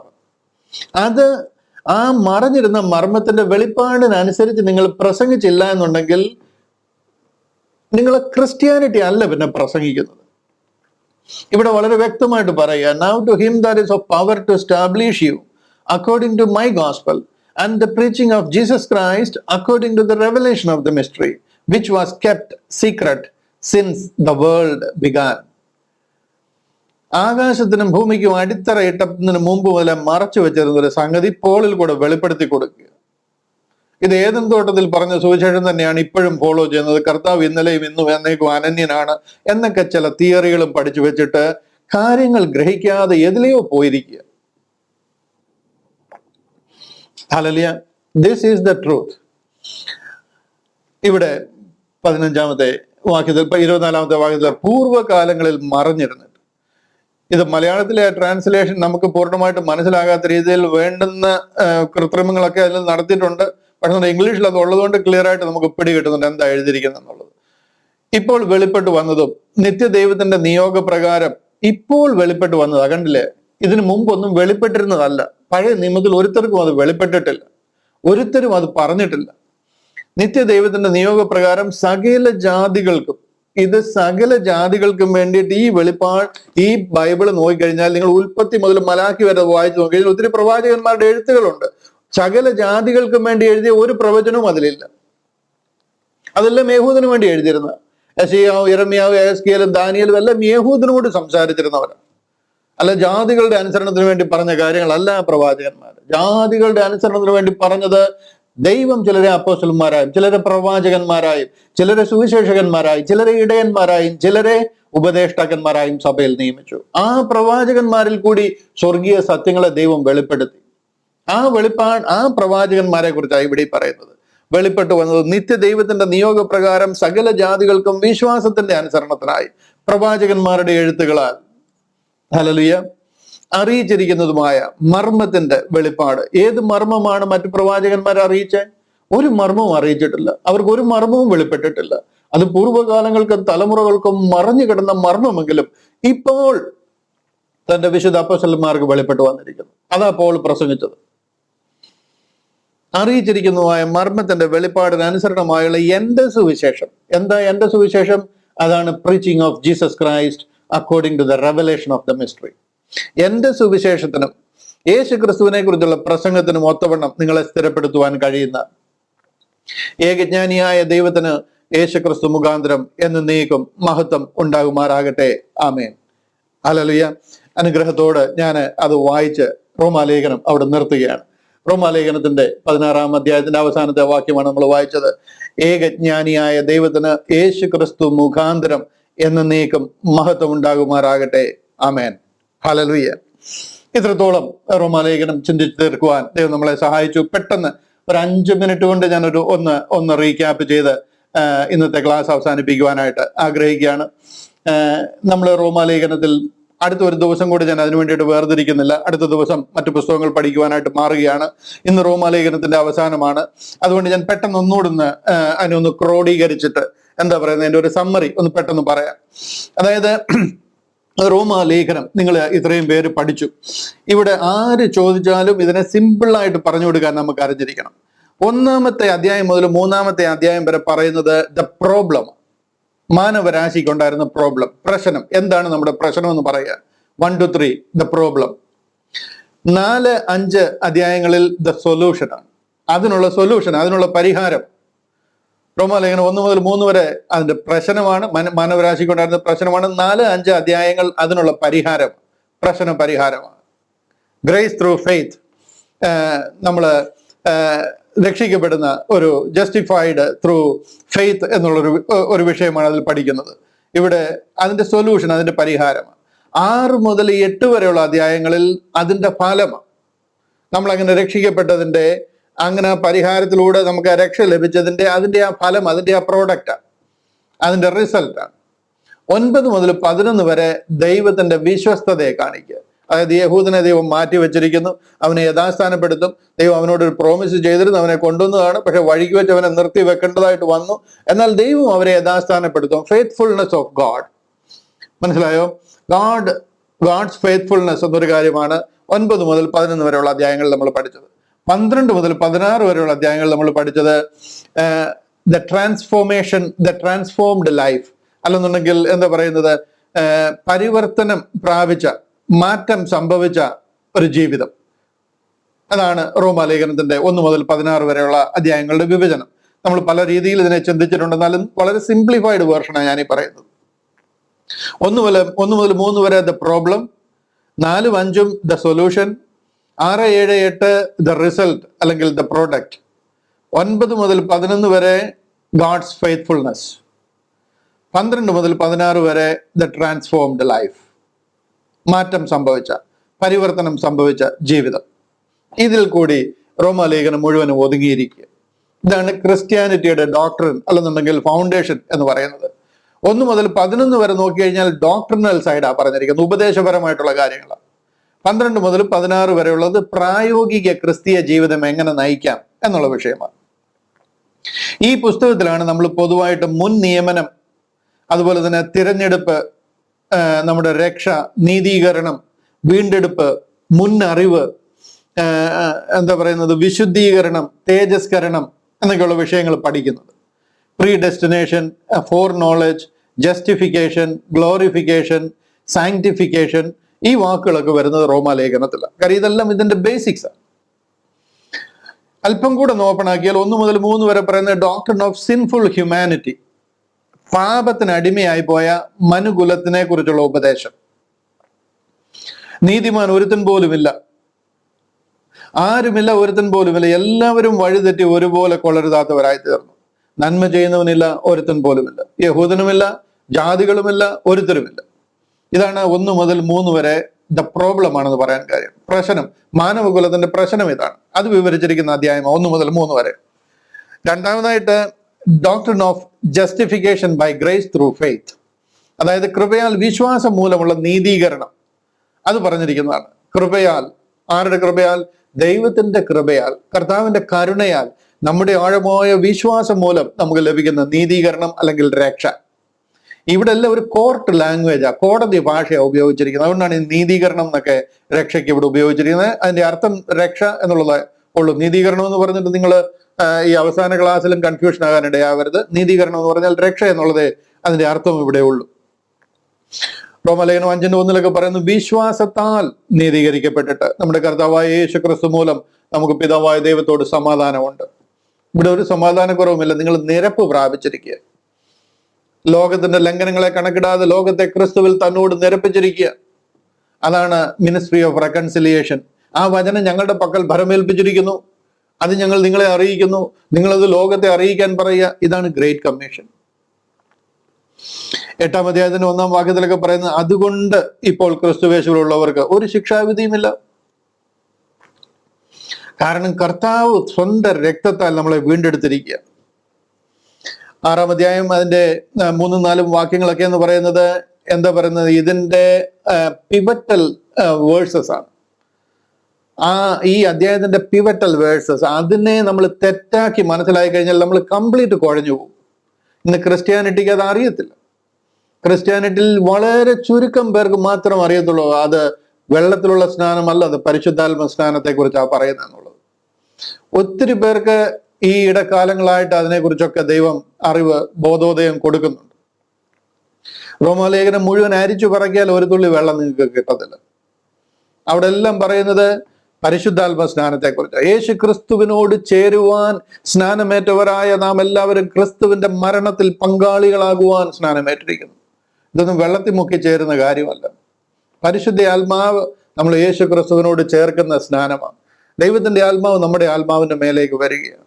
അങ്ങനെ നമ്മൾ കർത്താവിന്റെ മരണത്തോട് ഏകീഭവിക്കുക. അങ്ങനെ ഈ മരണത്തോട് ഏകീഭവിച്ച നാം അവന്റെ അടക്കത്തോടും അവന്റെ പുനരുദ്ധാനത്തോടും ഏകീഭവിക്കുക. അങ്ങനെ പുനരുദ്ധാനത്തോട് ഏകീഭവിച്ച നാം നിത്യതയിലേക്ക് പ്രവേശിച്ചിരിക്കുക. നമുക്ക് മരണം പിന്നെ നമ്മുടെ മുന്നിൽ ഇല്ല. നാം ആ നിത്യതയിലേക്ക് കടന്നിരിക്കുക. കർത്താവ് മരണമില്ലാത്തതുപോലെ പുനരുദ്ധാനം പ്രാപിച്ച് ഉയർത്തെഴുന്നേറ്റ ദൈവത്തിനോട് നമ്മൾ സദൃശന്മാരായി തീർന്നിരിക്കുക. പരിശുദ്ധ ആത്മാവിനാൽ നമ്മളെ മുദ്രയിട്ടിരിക്കുക. ഇതെല്ലാം വളരെ ആഴമേറിയ വിഷയങ്ങൾ നമ്മൾ റോമാലേഖനത്തിൽ പഠിക്കുവാനായിട്ട് ഇടയായതാണ്. ഡോക്ട്രിൻ ഓഫ് ഇസ്രായേൽ, യഹൂദനെ കുറിച്ചുള്ള ദൈവിക പദ്ധതി. ദൈവം യഹൂദനെ എന്നേക്കുമായിട്ട് തള്ളിക്കളഞ്ഞിട്ടില്ല. അവർ ദൈവത്തിന്റെ ജനമാണ്. ചർച്ച് ഇസ്രായേലിനെ റീപ്ലേസ് ചെയ്തിട്ടില്ല.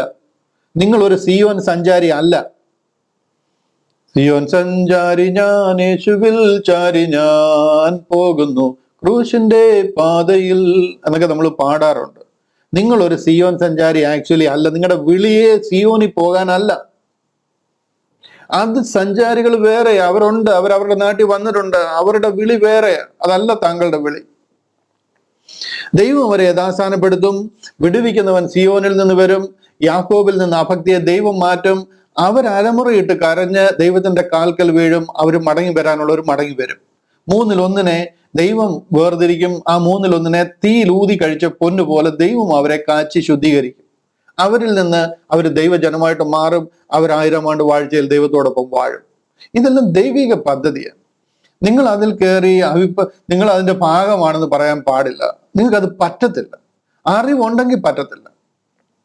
ഞങ്ങളുടെ നാട്ടിൽ എൻ്റെ വീടിന്റെ മേലെ ഒരു വെല്ലിച്ചനുണ്ടായിരുന്നു, ഒരു നായർ ഫാമിലി. ആ വെല്ലിച്ചൻ 100 വർഷത്തോളം ജീവിച്ചിരുന്നു. പുള്ളി ഒരു 90 വയസ്സൊക്കെ ആയി കഴിഞ്ഞപ്പം അദ്ദേഹത്തെ ഞങ്ങള് തിരുവനന്തപുരത്തൊക്കെ എയർപോർട്ടിലൊക്കെ പോകുമ്പോൾ അദ്ദേഹത്തെ കൂടെ കാറിൽ ഇരുത്തിക്കൊണ്ട് പോകും. പുള്ളി ഏതൊക്കെ ഒന്ന് കാണിക്കാം, പ്ലെയിനൊക്കെ ഒന്ന് കാണിക്കാം. അദ്ദേഹത്തെ ഈ കാറിൽ ഇരുത്തിക്കൊണ്ട് പോകുന്നത് വലിയ റിസ്ക് ആണ്. വലിയ വളവൊക്കെ വരുമ്പോൾ പുള്ളി കയറി സ്റ്റിയറിംഗ് പിടിച്ചു കളയും മുന്നിലിരുത്തി കഴിഞ്ഞാൽ. പുള്ളിയുടെ വിചാരം പുള്ളിയോട് പിടിച്ചാലേ ഇത് വളയത്തുള്ളെന്നാണ്. പിന്നെ ഒരിക്കല് ഇതുപോലെ അദ്ദേഹത്തെ കാറിലിരുത്തിയിട്ട് കാപ്പി കുടിക്കാനായിട്ട് പോയിട്ട് വന്നു. പുള്ളി ഞാനിവിടെ ഇരുന്നോളാം പറഞ്ഞു. വന്നു കഴിഞ്ഞപ്പം ഈ പ്ലാറ്റ്ഫോം ഗിയറാ വണ്ടിയുടെ, അത് വലിച്ച് പിഴാൻ നോക്കുകയാണ്. പുള്ളി വിചാരിച്ച ഡ്രൈവർ എന്തോ ഇത് പിഴാനായിട്ടാണ് കുറെ നേരമായിട്ട് ശ്രമിക്കുന്നത്, അവനെ കൊണ്ട് പറ്റാതിരിക്കാന്ന് വിചാരിച്ചിരിക്കും. അതുകൊണ്ട് പുള്ളി ഒന്ന് ട്രൈ ചെയ്ത് നോക്കുക. നിങ്ങൾക്ക് മനസ്സിലായോ? ആ പ്ലാറ്റ്ഫോം ഗിയർ ഡ്രൈവർ ഗിയർ ഇടുകയൊക്കെ ചെയ്യുന്ന പുള്ളി വിചാരിച്ചെന്തോ ഇത് പിഴാനായിട്ട് ഇടയ്ക്കിടയ്ക്ക് ശ്രമിക്കുക എന്നാ വിചാരിച്ചത്. അത് കാരണം പുള്ളി കഴിയുന്ന രീതിയിൽ ഒന്ന് സഹായിക്കാൻ നോക്കുക. ഇതുമാതിരി കാര്യങ്ങൾ അറിയാതെ നിങ്ങൾ കയറി സ്റ്റിയറിംഗെ പിടിക്കരുത്.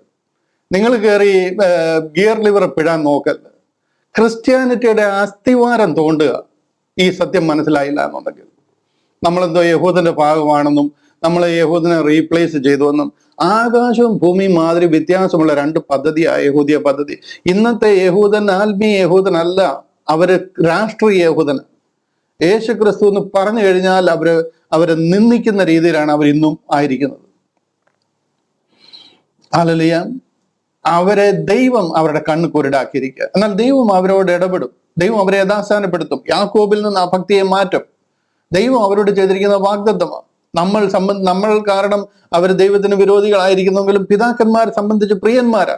ദൈവം അവരെ യഥാസ്ഥാനപ്പെടുത്തും. അവരുടെ പദ്ധതി വേറെയാണ്. നിങ്ങൾ അതിന്റെ അതിനിടയിൽ കയറാനായിട്ട് ശ്രമിക്കരുത്. നിങ്ങളുടെ പദ്ധതി അതല്ല, നിങ്ങളുടെ വിളി വേറെയാ, നിങ്ങളുടെ റൂട്ട് വേറെയാ. ആ ഡോറ് തുറന്ന് അതിലേക്കൂടെ പോയി നിങ്ങളുടെ വിളിയും തെരഞ്ഞെടുപ്പ് ഉറപ്പാക്കുക എന്നുള്ള ഒരു സാധാരണ ക്രിസ്ത്യാനിയുടെ ദൗത്യമാണ്. അത് മനസ്സിലാക്കാൻ ദൈവം നിങ്ങളെ സഹായിക്കട്ടെ.